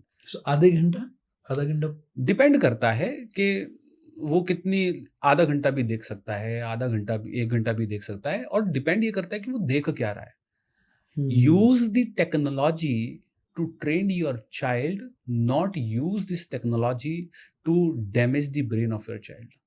आप कितनी खूबसूरत लर्निंग करवा सकते हो उस 1 घंटे के दौरान अपने बच्चे को, अगर आप वहां पर कुछ इंफॉर्मेटिव कार्टूनिक वे में आप उसको दो। मेरी खुद की बेटी है, मैं हमेशा कोशिश ये करता हूं कि जब भी मैं उसको कुछ आधे घंटे 1 घंटे का टाइम मिलता है उसको देखने का, तो वहां पर हम कुछ ऐसा उसको दिखाएं जहां पे उसकी लर्निंग हो जाए। Entertainment with the learning. Right right right. जैसे काफी सारे डॉक्यूमेंट्रीज होती है, डॉक्यूमेंट्री डॉक्टर बाइनोक्स के कार्टून के ऊपर बहुत साइंटिफिक बहुत कंटेंट शोज है, आता है। बहुत राइट कंटेंट राइट है जहाँ पर बच्चा सीखता है, राइट। लर्न करता है, राइट। तो mobile is not at all bad, excess of mobile is totally bad. You have to set the limit of yourself, not the children, to use the mobile. You are focusing on the limit of your child, but you are not focusing on the limit of yourself. What monkey see, what monkey do. Do. हाँ ठीक है, हाँ हाँ, आप जो करेंगे बच्चा वही करेगा। वही करेगा। Right right. So when you are scrolling the phone, your children is scrolling the phone. अगर अभी मैं लाइव अपने बेटी से फ़ोन पे बात कर रहा हूँ और मैं आप ही के लाइव फ़ोन पे अगर मैं उससे पूछूं कि बेटा अंकल चिप्स कैसा होता है या चिप्स कैसे होते हैं, तो she will say bad. Mobile क्या होता है, पापा बैड। अच्छा वेजिटेबल्स गुड। 3 साल के भी होने वाली है एंड शी नो एवरीथिंग कि what is good and what is good and what is bad. अगर कोई उसको चॉकलेट देगा वो कहेगा बैड होती है, डोंट ईट। हर एक चीज जो पैकेट के अंदर है, मैंने उसके सबकॉन्शियस माइंड को कोशिश करी है ट्रेन करने की कि वो उसको नो करे, मना करे। Very good very good very good. Right. तो ज़्यादातर बच्चों को जंक फूड भी बहुत ज़्यादा पसंद है, तो उससे बच्चों को कैसे दूर रखे या रोके? पेरेंट्स दूर हो जाएंगे तो बच्चा खुद दूर हो जाएगा। Okay, so first start with yourself, become a role model. Momos खा रहे हैं उसके सामने और उम्मीद कर रहे हैं कि बच्चा नहीं मांगे। क्यों नहीं मांगेगा वो? तो मांगेगा ना, जो आप खाएंगे वही तो वो खाएगा। ठीक है, तो अगर खाना है, आपका मन कर रहा है तो अकेले जाके खाइए आइए बच्चे को, not in front of child, not in front of the child. ठीक है, वैसे तो मैं सजेस्ट करूंगा आप भी ना खाएं, लेकिन अगर खाते हैं तो खाइए। अब सर बच्चा बड़ा हो गया तो वो खुद देख लेता है, खुद कर लेता है, तो एसोसिएट करिए उसके पेन को जो मोमोज के साथ उसको मिलने वाला है। ठीक है, फियर ऑफ एनीथिंग सबसे पावरफुल टूल है आपके ब्रेन को समझाने के लिए तेरे को नहीं करना है। तो कुछ उदाहरण, कुछ एग्जाम्पल, कुछ वीडियोस जो मोमोज खाने से किसी को प्रॉब्लम हुई है, हेल्थ इश्यूज हुए हैं, वो सारी चीज़ उसको आपको लॉन्गर कॉन्सिक्वेंस उसको आपको दिखाने पड़ेंगे। और सिगरेट के पैकेट के ऊपर तो वैसा ड्रॉ किया हुआ रियल पिक्चर होता है, फिर भी लोग पीते हैं। सिर्फ इमेज से बात नहीं बनती, मतलब इमेज में अच्छा एक्सप्लेन भी करना पड़ेगा। इमेज ऐसा इमोशंस नहीं है ना उसमें, तो थोड़ा सा इमोशन, और ऐसा नहीं कि बात नहीं बनती, बहुत सारे लोगों के लिए बात बनती भी है। अगर वो इमेज ना हो या वो कैंसर वाली चीजें ना दिखाया जाए तो सभी सिगरेट पी रहे होंगे, अगर उसमें कोई हार्मफुल ना हो। चाय जैसे पी रहे हैं सब, वैसे सिगरेट पी रहे होंगे, तो बात तो बनती है। बात तो बनती है, बराबर। सो इमेज प्लस इमोशन दोनों चीज़ों का कॉम्बिनेशन होगा तो अच्छा रिजल्ट मिलेगा। दोनों चीज़ों को करना पड़ेगा। Very good. बच्चे बहुत जिद करते हैं या मे बी बहुत ज़्यादा डिमांड करते हैं स्पेसिफिकली मॉल वगैरह में जाके, तो उनको कैसे हैंडल किया जाए? उनको हैंडल करने का सबसे बड़ा तरीका पोस्टपोन करें, मना मत करिए। मना मत करना। Never say no to your child. Sir आदत मना नहीं करेंगे तो जिद्दी बन जाएगा, पोस्टपोन कर दीजिए। ठीक है, थोड़ी देर में ले लेंगे, कल ले लेते हैं, परसों ले लेते हैं। ठीक है, तो उसकी अटेंशन को डाइवर्ट करके उसको पोस्टपोन कर दीजिए और ना मत करिए उसको। ना करेंगे तो फिर वो और ज़्यादा चिड़चिड़ा होगा और पैनिक होगा। ठीक है, राइट। और जब मैच्योर हो जाएगा, 3 साल के बाद कॉन्शियसनेस डेवलप होना शुरू हो जाएगा, 5 साल का हो जाएगा, तो ऑलरेडी समझदार होगा, वो जिद नहीं करा करेगा। अभी क्योंकि कॉन्शियसनेस डेवलप नहीं हुआ है तो उसकी अटेंशन उसके कंट्रोल में नहीं है, उसको हर चीज़ चाहिए, एवरीथिंग उसको रिक्वायर्ड है। तो इसलिए क्योंकि ब्रेन लर्निंग कर रहा है, लर्निंग करने के लिए उसको हर चीज़ चाहिए। तभी आपने देखो बच्चा एक पल में ये, एक पल में ये, एक पल में ये, एक पल में, क्यों?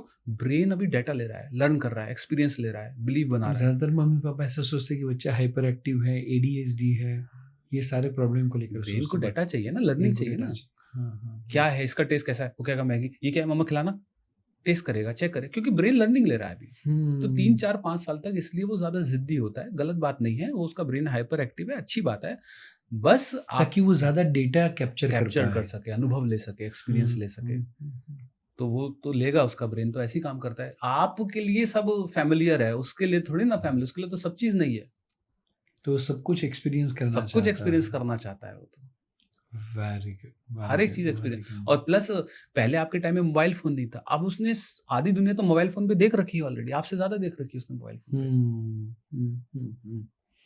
तो वो जब भी जिद करता है उसको नो नहीं कहना है, पोस्टपोन करना मेरे है। अकॉर्डिंग ये है कि आप, पोस्टपोन मेरे करना लिए तो है। वर्क करती है ये चीज, आपके लिए वर्क करती कि है बेटा नेक्स्ट टाइम दिलाएंगे या एक हफ्ते के बाद दिलाएंगे, वैसा कुछ थोड़ी कर देर सकते बाद, हैं। नॉट टू से the exact time, after few minute दिलवा देंगे या थोड़ी देर बाद दिलवा देंगे, थोड़ी देर के बाद, थोड़ी देर बाद कर लेते हैं बेटा, ओके ओके ओके, ठीक है पापा थोड़ी देर बाद कर लेंगे, थोड़ी देर बाद वो भूल जाता है। अटेंशन बहुत वीक है ना बच्चों का। हाँ, बच्चे कहीं ना कहीं पे डाइवर्ट हो जाएंगे Divert और हो कुछ नई चीजें सीखने के लिए। नई चीजों को अलाइन कर दो। पेरेंटिंग की जब बात निकली है, मेरा काफी करीबी Parent सब्जेक्ट आप तो है। महारत ही है इसके। तो उसमें ज्यादातर मम्मियों को कहना पड़ता है पापा को कि आपका भी बच्चा है, कुछ तो बोलो, राइट। पापा बच्चों को डांटना नहीं चाहते और ज्यादातर मम्मी डांटती है, डिसिप्लिन में रखती है, और पापा इज लाइक लीनियंट कि बेटा आइसक्रीम खाना चल खा लेते हैं, बेटा ये करना चल कर लेते हैं, और मम्मी पूरे दिन डिसिप्लिन में रखती है। तो what do you think, good cop और बैड कॉप वो बच्चे के लिए क्या सही होगा, या एक गुड और एक बैड हो तो चले, या दोनों का कंबाइंड साथ में टीम वर्क होना चाहिए? मुझे ऐसा लगता है कि कुछ चीजें ऐसी हैं जहां पर दोनों को बैड होना पड़ेगा। ओके, मतलब not good and bad, but दोनों का बैड दोनों का बैड होना पड़ेगा। ओके ओके, मतलब कुछ ऐसी लाइन होनी चाहिए जहां पर आपको दोनों को बैड बनना ही पड़ेगा, ठीक है। आप ऐसे नहीं हो सकते कि मैं गुड बन जाऊं और ये बैड बन जाए, ठीक है। Let's take an example, fast foods के लिए, मोबाइल फोन के लिए, ठीक है। तो ये सारी ऐसी चीजें हैं जिसके लिए दोनों को ही बैड बनना पड़ेगा। ऐसा नहीं कर सकते कि पापा घर से बाहर निकले, मम्मी ने फोन ला के दे दिया, इधर से पापा बाहर गए, मम्मा ने कहा चल मैगी बना लेते हैं, या चल ले चिप्स ले, कोल्ड ड्रिंक ले और बैठ जा। तो दोनों के बीच में team work sir team work, father को भी और मदर को भी। क्योंकि अगर एक गुड बनने के चक्कर में वो अपना, कई बार हमारे जो ग्रैंड फादर्स होते हैं वो कई बार गुड बनने के चक्कर में चुपके से बाहर से चीजें के दिलवा के, प्यार है, इमोशंस हैं, लेकिन कई बार वही इमोशन उसको कहीं ना कहीं हार्म कर रहा है। दादा दादी ही बच्चे के हाथ में मोबाइल थमा देते हैं, मोबाइल कि थमा बेटा देते हैं। तुझे देखना है ना, देख ले देख ले। अब वो प्यार है उनका, ठीक है, जो मांग रहा है वो जिद कर लेते हैं, लेकिन आपको एज अ टीम काम करना है। दादा दादी को भी, मम्मी को भी, पापा को भी, सभी को सिमिलर लाइन पे खड़े होना है, तभी बन पाएगा। वरना तो आप एक के बैड बनने से कुछ काम नहीं चलेगा, नहीं चलेगा। वो बैड बन भी गया तो फायदा क्या हुआ बैड बनने का? राइट, क्योंकि उसको जो चीज चाहिए बाकी कहीं से मिल रही है। Very good, it's a team work, ठीक है, टीम वर्क। एंड पापा का इन्वॉल्वमेंट, माने ज्यादातर वैसा होता है कि मदरिंग होता है, फादरिंग नहीं होता है और पेरेंटिंग नहीं होता है। तो पापा को कोई स्पेसिफिक आप एडवाइस देना चाहेंगे? क्योंकि you are being a father, मेरा ज्यादा आप क्या इन्वॉल्वमेंट होता है मेरे घर में।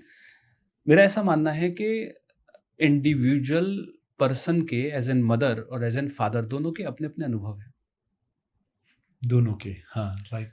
मदर की अपनी एक जर्नी रही है, फादर की अपनी एक जर्नी रही है। मदर के अपने एक अनुभव रहे हैं, फादर के अपने एक अनुभव रहे हैं। वो अनुभव जो मदर के पास है वो फादर के पास कभी नहीं हो सकते। कभी मतलब कभी नहीं हो सकते।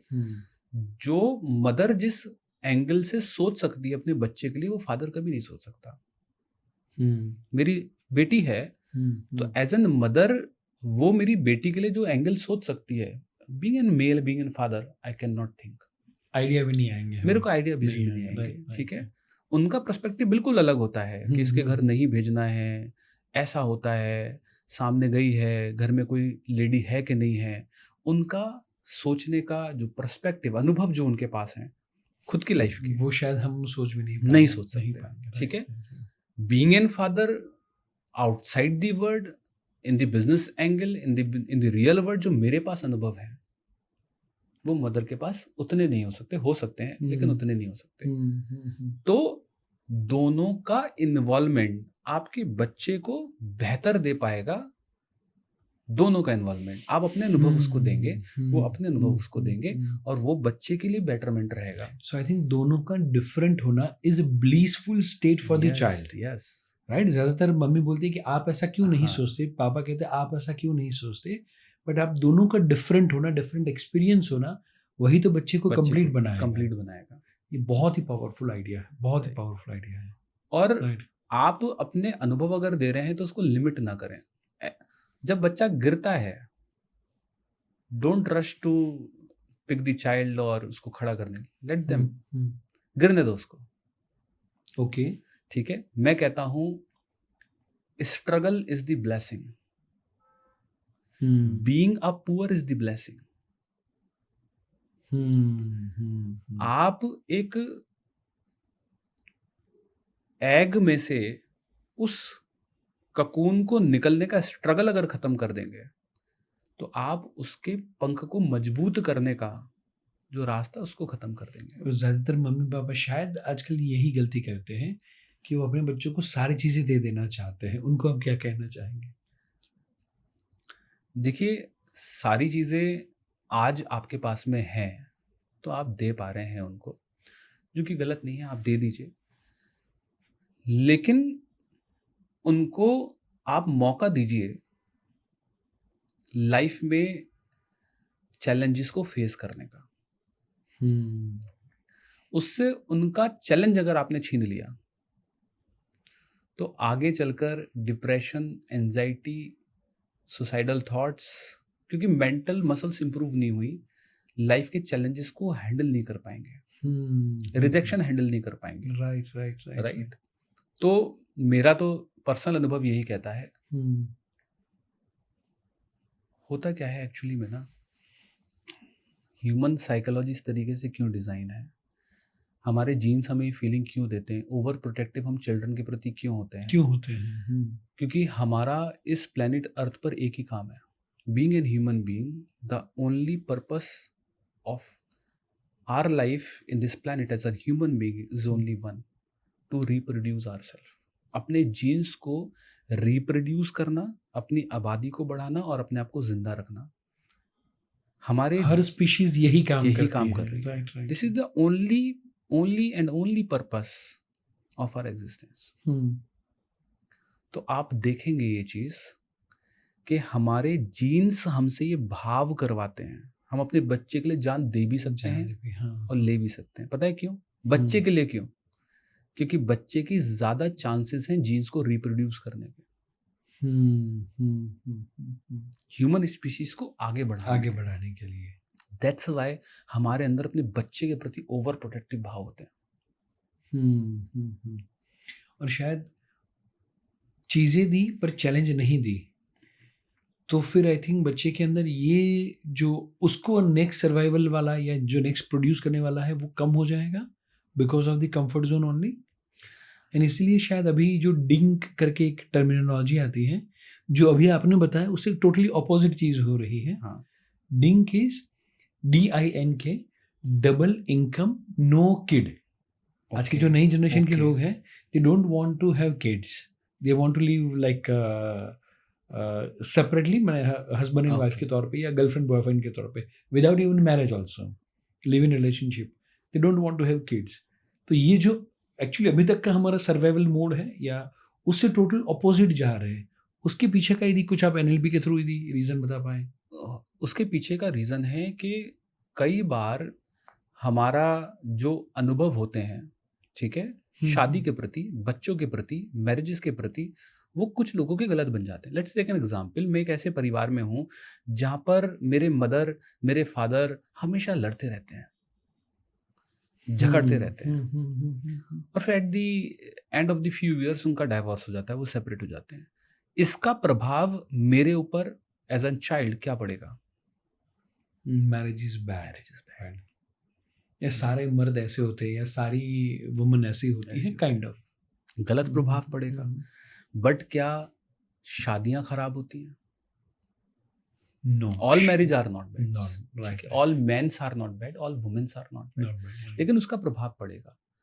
तो कुछ जो ये डिंग प्रोसेस आप कह रहे हैं, ये कुछ लोगों के पर्सनल अनुभव के कारण, उनके नेगेटिव एक्सपीरियंसेस के कारण उनके ये विचार बन जाते हैं, जो कि वो अपनी जगह पूरी तरीके से सही है। ठीक है, तो वो विचार बने और उन्होंने उसको मान लिया, बिलीफ में चला गया और उसके साथ ही जीवन को जी रहे हैं।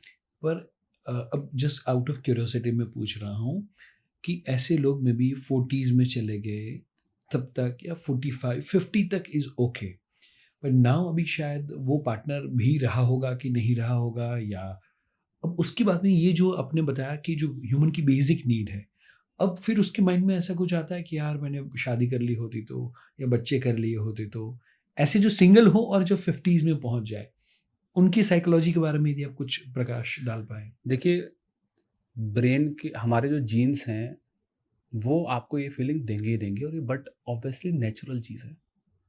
ओके, जो आपके अंदर ये फीलिंग आती है ना, मतलब आप देखेंगे ऐड भी आता है आजकल ना, कि लिफ्ट में एक लड़का खड़ा है और जैसे ही लड़की अंदर आती है, लड़का अपना पेट अंदर कर लेता है और एक आवाज़ सी आती है, man will be man. Man, हाँ हाँ हाँ हाँ। ठीक है, तो ये पेट जो उसने अंदर किया लड़की को देखकर, what is it? It is the mate attraction module हमारे ब्रेन के अंदर ऑलरेडी फिक्स ऑलरेडी है, राइट। ठीक है, कि वो फीमेल को अट्रैक्ट करने के लिए उसने ये पोस्चर चेंज किया। Same with the girl too also, ऐसा नहीं कि गर्ल नहीं करती है। ठीक है, अगर स्मार्ट लड़का लिफ्ट के अंदर खड़ा है, लड़की आई या लड़की अंदर खड़ी है, स्मार्ट लड़का है, तो लड़की अपने बाल खोल लेगी। क्यों? उसके अंदर भी मीट, ये एनिमल्स के अंदर भी होता है। मोर देखिए, वो पंख हिला के डांस करने लग जाता है। शेर अलग तरीके से करता है। तो अलग अलग स्पीशीज में अलग अलग वेज होते हैं अट्रैक्ट करने के। ठीक है, तो हमारे जीन्स में भी ये है। और ये क्यों हमारे अंदर फीलिंग आती है? लड़की को देखकर ये फीलिंग क्यों आ रही है? लड़के को देखकर ये फीलिंग क्यों आ रही है? ये इमोशंस क्यों आ रहे हैं? Just to reproduce. Yes, right. to reproduce the species, to reproduce the genes, to make a human species progressive. तो जो अभी अकेले रह रहे हैं या लिव इन रिलेशनशिप में भी है, लिव इन, उनको भी बाद में तो कहीं ना कहीं भी अफसोस होगा, ट्रिगर हो सकती है, ट्रिगर हो, जरूरी नहीं कि हमेशा आए। तो दोनों में से आपके हिसाब से क्या सही? मतलब शादी और डिंक, या ये बच्चा होना चाहिए कि ना हो, और अकेले भी जिए तो भी चले? ये टोटली डिपेंड करता है आपके पर्सनल, आप कितना उसके लिए तैयार हैं। ठीक है, if you are not at all ready for the children, if you are not at all ready for the marriage, don't do it. Don't spoil the life of your partner, daughter of anybody, और the son of anybody, और the kid of anybody. आपको कोई अधिकार नहीं बनता।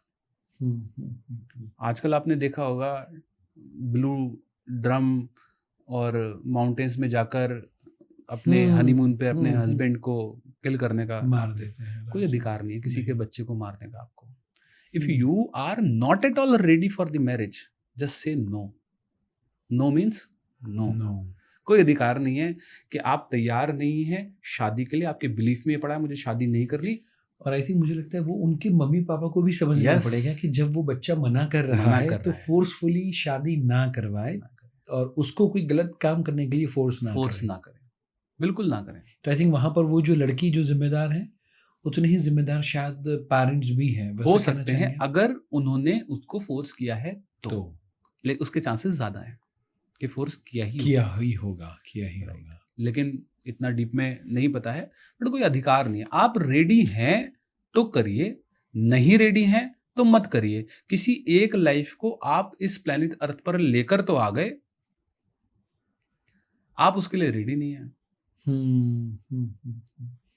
Very good. ठीक है, आजकल रिश्तों के अंदर भी बहुत सारे प्रॉब्लम्स रहते हैं। ज़्यादातर वाइफ की एक कंप्लेन रहती है, भाभी जी ने हमको कहा है कि नहीं मुझे पता नहीं, कि अब आप पहले जैसे नहीं रहे। ऐसे भाभी जी ने कहा है कि मुझे नहीं कहा। तो ज़्यादातर मैं एनएलपी पढ़ चुका हूँ, इसलिए नहीं कहा। ओके, उसका रीज़न क्या है, क्यों कहते हैं ऐसे कि आप पहले जैसे नहीं रहे? ठीक है, उसका रीज़न ये है कि आप जो कल थे और आप जो आज हैं और आप जो कल रहेंगे, वो पूरे डिफरेंट पर्सन है। आप कोई दीवार तो है नहीं जो 10 साल बाद भी वैसे की वैसे ही मिलेंगे। आप एक लिविंग बीइंग हैं। So you are changing every day, every single day, every single moment। अभी भी मैं बदल रहा हूँ। Right. In fact before podcast and after podcast जो सारे व्यूअर्स है आपके अंदर भी ढेर सारा चेंजेस आ रहा है। और सेम विद योर वाइफ। 10 साल पहले जिस व्यक्ति से उसने प्यार किया था और आज जो व्यक्ति है, वो दोनों अलग अलग है। इसलिए आपकी वाइफ कहती है आप पहले जैसे नहीं रहे। तो अभी आपको एनएलपी से ऐसा क्या किया कि आपकी वाइफ ऐसी कंप्लेंट नहीं करती और सारे हस्बैंड को वो करना चाहिए? मैं टेक्निक दे सकता हूँ, अपना सीक्रेट रिवील कर सकता हूँ, बता ठीक है, बट सही बताना मत मेरी वाइफ को कि मैं एनएलपी के साथ खेलता हूँ खेलते हैं उसके माइंड से, जरूर ठीक है। But I think this is the positive play, this is the positive think कि जो जिसके कारण रिश्ते सुधरे वो अच्छी बात है आई थिंक। हाँ, वो अच्छी बात है। मैंने कभी भी अपने रिलेशन की जो शुरुआत करी वो दी बेस्ट से नहीं करी। दी बेस्ट से नहीं करी मतलब प्रॉब्लम क्या हो रही है रिलेशनशिप में? When we came into the relationship we start with our relationship with our best. We do the best promise, we do the best effort, हम best look, everything will be best. क्यों? क्योंकि हमें अभी हाँ करानी है, तो हम अपना बेस्ट टेस्ट उसको दिखाते हैं। शादी होने के बाद भी हम अपनी औकात से जो बिल्कुल पीक वाली चीज होती है हनीमून के लिए, हम वहां पर जाते हैं। शादी में भी हम दी बेस्ट करते हैं, राइट, मतलब the best venue, the best celebration, the best कपड़े, दी बेस्ट ये, मतलब जो भी आपकी औकात है जीवन में उससे कहीं गुना ज्यादा लोन लेकर भी लोन लेकर डेस्टिनेशन भी वेडिंग करते करते हैं। हनीमून पे आप स्विट्जरलैंड जाते हैं या जो भी आपकी दी बेस्ट लिमिट है उस पर आप जाते हैं कि यार लाइफ में एक बार है, बेस्ट करेंगे। जिस रिलेशन की शुरुआत आपने दी बेस्ट से करी है, वो शायद वो मेंटेन नहीं होगा। कैसे करोगे? धीरे धीरे धीरे धीरे धीरे, राइट राइट राइट। आप क्या, उल्टा होना चाहिए था। आपको अपने रिश्ते की शुरुआत वर्स्ट से करनी चाहिए थी और बेस्ट की तरफ लेके जाना चाहिए था। रिलेशन में मजा आता, रिलेशन में न्यूनेस बसती, रिलेशन में नयापन होता, क्योंकि ब्रेन का एक फिनोमिना है, it adopts anything. Adopts means हर एक चीज को वो अडॉप्ट कर लेगा। तो जो गाड़ी मारुति खरीद के आपको कभी मजा आया था, 10 साल बाद मारुति खरीद के आपको बिल्कुल मजा नहीं आएगा। पहले एक पैक में नशा होता था, अब नहीं होगा, नहीं होगा, अब 4 पैक चाहिए। इनफैक्ट 10 साल के बाद भी वो सेम मारुति नई वाली नहीं आएगा, तो गिल्ट होगा कि यार मैं वहीं का वहीं रह गया। That is the biggest problem. मैं नहीं लेके गया कहीं जी स्विट्जरलैंड, ओके ठीक है। अब जो लेके चले गए और हो गया, वो लोग क्या कर रहे? पाप क्या है तो भाई साहब भुगत तो ठीक है। नहीं, अगर आप लेकर चले गए हैं दी बेस्ट जगह, तो try to compensate with the same feeling by the other modes, मतलब वही सेम एहसास उसको महसूस करवाइए। प्रॉब्लम पता है क्या होती है? प्रॉब्लम ये होती है कि हम लव लैंग्वेज को भूल जाते हैं करना अपने रिलेशनशिप में। ओके, अब बताएंगे। Let's take an example. घर में आपका 3 साल का बच्चा है, 2.5 साल का बच्चा है। मैं अपने बच्चे को आई लव यू कितनी बार बोलता हूँ मुझे खुद भी याद नहीं होगा। मैं उसको कितनी बार चूमता हूँ पूरे दिन में, मुझे खुद भी याद नहीं। ढेर सारी बार एवरीबॉडी मींस एवरीबॉडी कितनी बार हक करते हैं। हर 2 मिनट में 5 मिनट में ऐसा होता है कि बच्चे को जादू की झप्पी दे पप्पी दे, मतलब uncountable. This is the expression of your love towards your children. But in the marriage after the few years this love language बंद हो जाती है।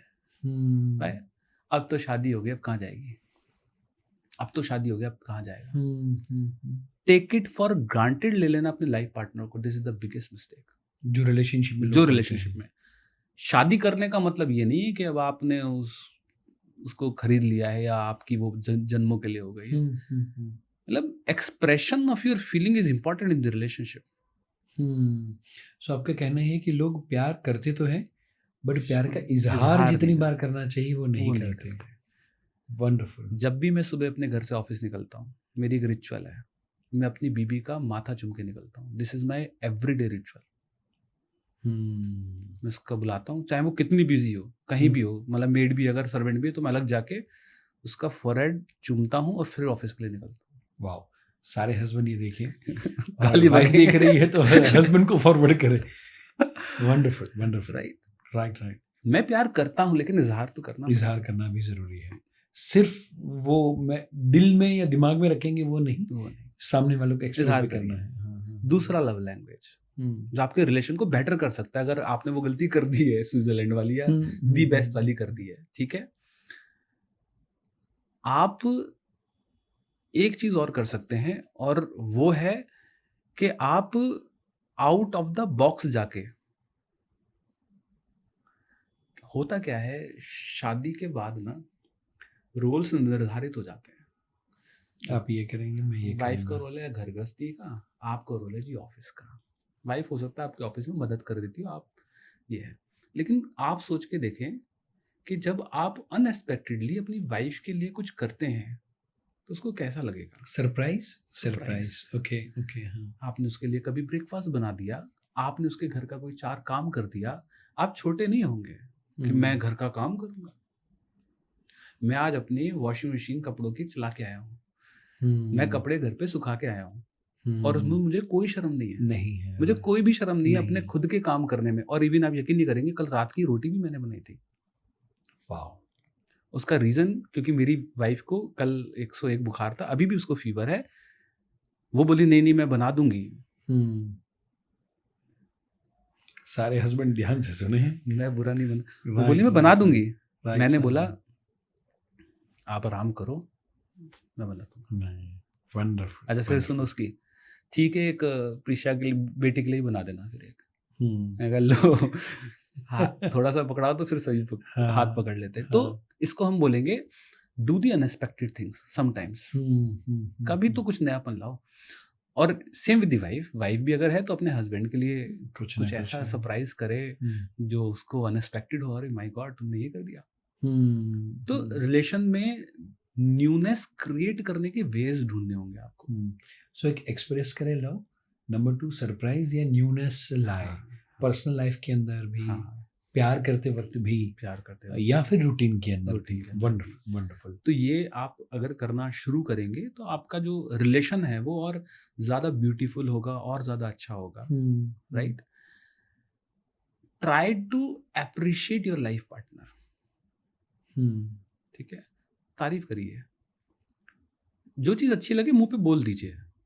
प्रॉब्लम पता है क्या है, बोलते नहीं, एक्सप्रेस नहीं करते। लेकिन कोई चीज़ गलत होती है तुरंत बोल देते हैं, बट अच्छी चीज़ ज़्यादातर नहीं हम बोलते। टेकन फॉर ग्रांटेड ले लेते हैं। बोलिए अपनी वाइफ को, अगर आपको लगता है कि तुम्हारे बिना इस घर में कोई जान नहीं है।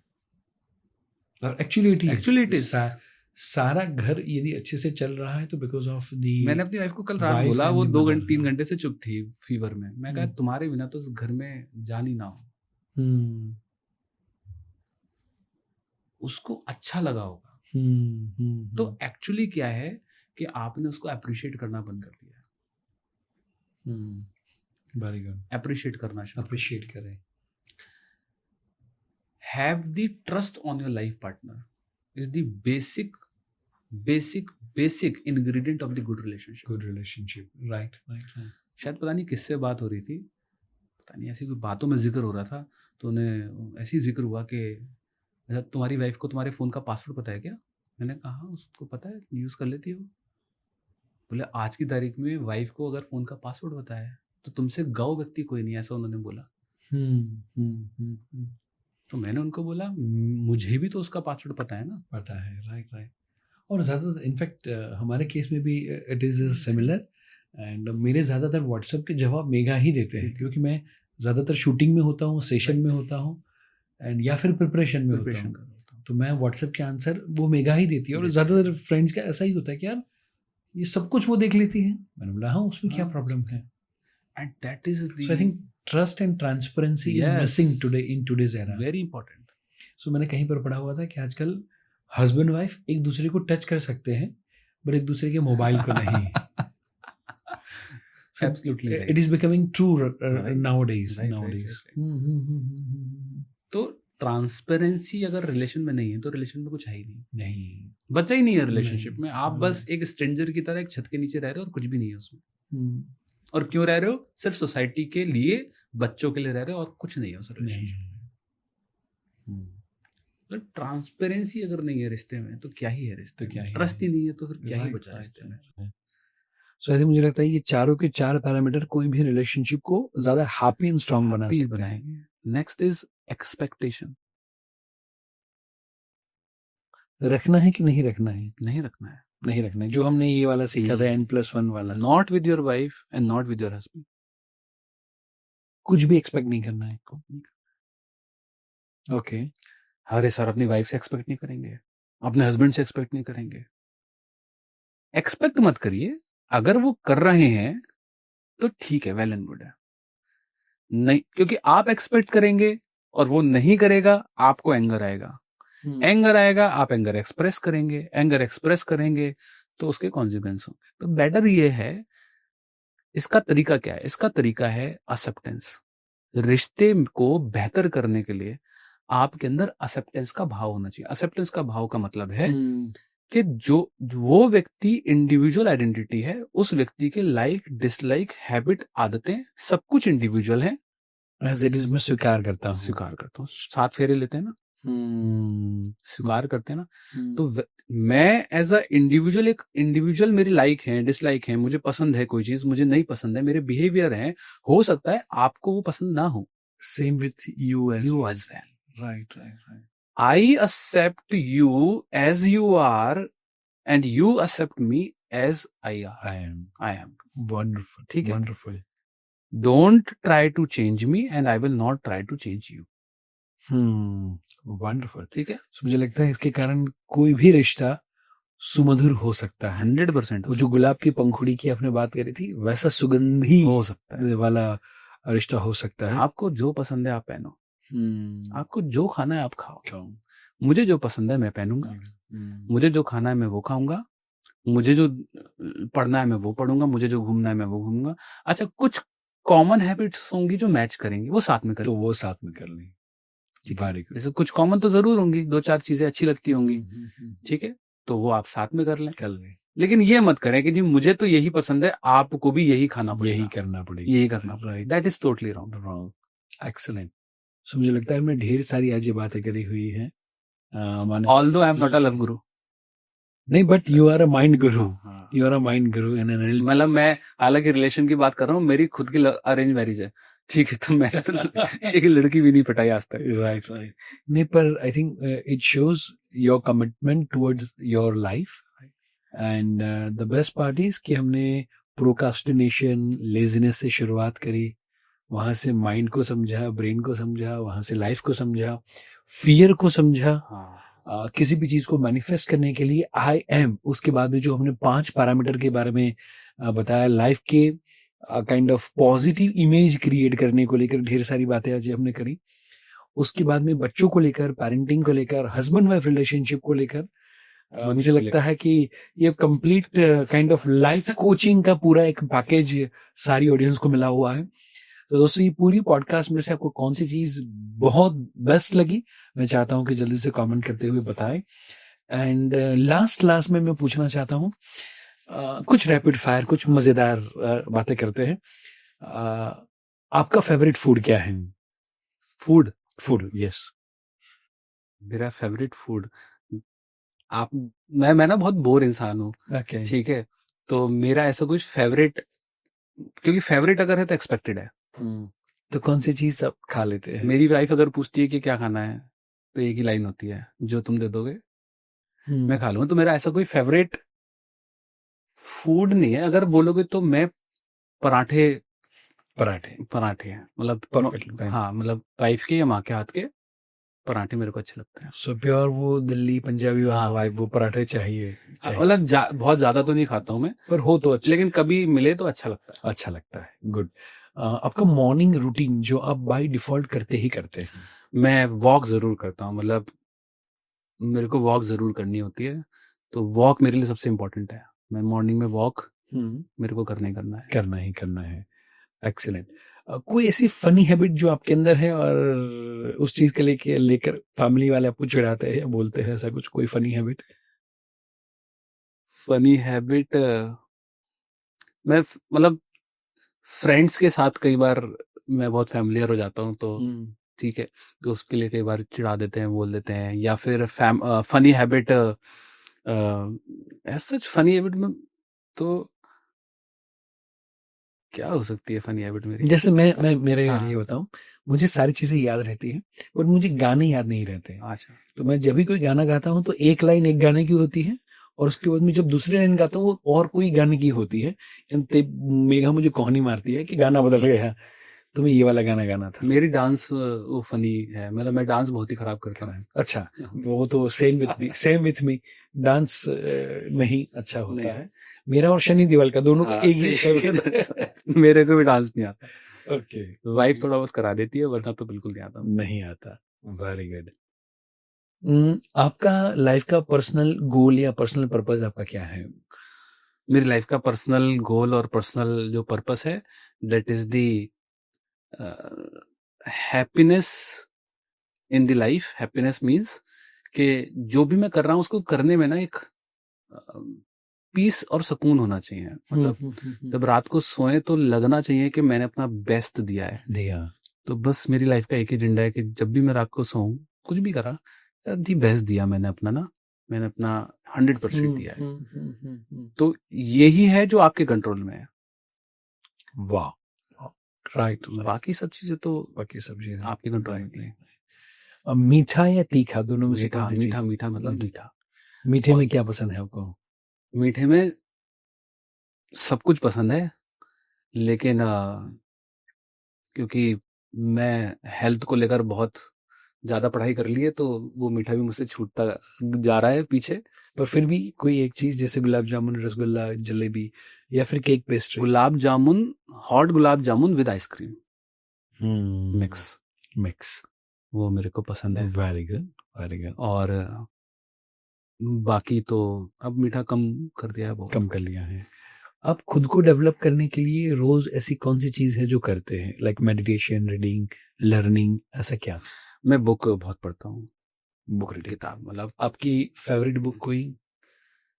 फेवरेट किताब मेरी कोई हर किताब यूनिक है, हर किताब से बहुत कुछ सीखा है, लेकिन द सीक्रेट मेरी वो किताब है जो मेरे लिए पहली बार इंट्रोड्यूस हुआ था, जिससे मैं ये मैनिफेस्टेशन, वो 2011 की बात हुई रही हो एट दैट टाइम।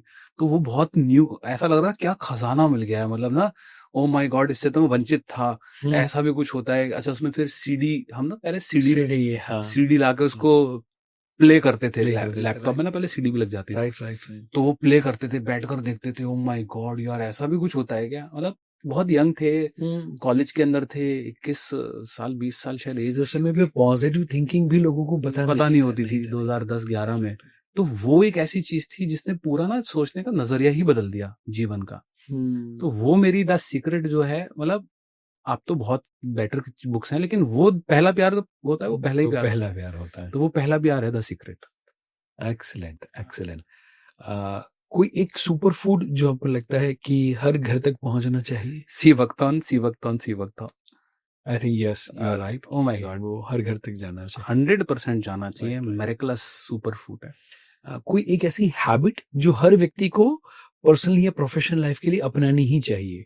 ग्रेटिट्यूड। ज्यादातर ये ग्रेटिट्यूड को मैं कहता हूँ ग्रोटिट्यूड। इट इज दी ग्रोटिट्यूड, कि उसी से हम ग्रो करेंगे। मतलब ये अगर आप अपनी डेली लाइफ के अंदर अप्लाई कर लें तो क्या ही कुछ नहीं हो सकता। एक्सीलेंट। सो यही ग्रेटिट्यूड के साथ एंड ग्रोटिट्यूड के साथ हम ये पॉडकास्ट को समाप्त करते हैं। बहुत शानदार। एंड मुझे लगता है फ्रेंड्स, यदि आपने ये पूरा पॉडकास्ट एंजॉय किया है तो जल्दी से पार्ट 2 टाइप करें, एंड हिमांशु जी से फिर से हम मिलेंगे और कुछ नए पहलू के ऊपर कुछ अच्छे से डिस्कस करेंगे। अगला पॉडकास्ट हम, क्योंकि जो कन्वर्सेशन है ना पॉडकास्ट का, बहुत ही ब्यूटीफुल, मतलब टाइम का पता ही नहीं चला, और मुझे लगता है अगला पॉडकास्ट तो 4-5 घंटे का जाएगा आराम से। तो फिर पालती मार के आराम से बैठेंगे। Right, wonderful. So friends, Himanshu ji से जब हम नेक्स्ट टाइम मिले तो कौन से टॉपिक के ऊपर आप लर्निंग करना चाहेंगे? बिकॉज आज जो मैंने उनसे बात करी, अब सभी लोग अग्री करेंगे कि इतने सारे पहलू के ऊपर जो बात करी, तो वो आई थिंक लाइफ कोच है, कि लाइफ के सारे पहलू के ऊपर उन्होंने बात करी। बट नेक्स्ट उनसे आप कौन से टॉपिक पे आप बात करना चाहते हैं, मैं चाहता हूं कि वो भी आप कमेंट करके बताएं, एंड आप यहाँ पर आए और आपका इतने सालों का एक्सपीरियंस हमारे ऑडियंस के साथ शेयर किया, उसके लिए तहे दिल से थैंक यू कहना चाहता हूँ। मैं तहे दिल से आपका शुक्रिया अदा करता हूँ कि आपने मुझे योग्य समझा, बुलाया और अपनी ऑडियंस से मुझे इंट्रोड्यूस किया और एक माध्यम मुझे बनाया उन तक पहुंचने के लिए। Really so grateful for you. Thank you very much.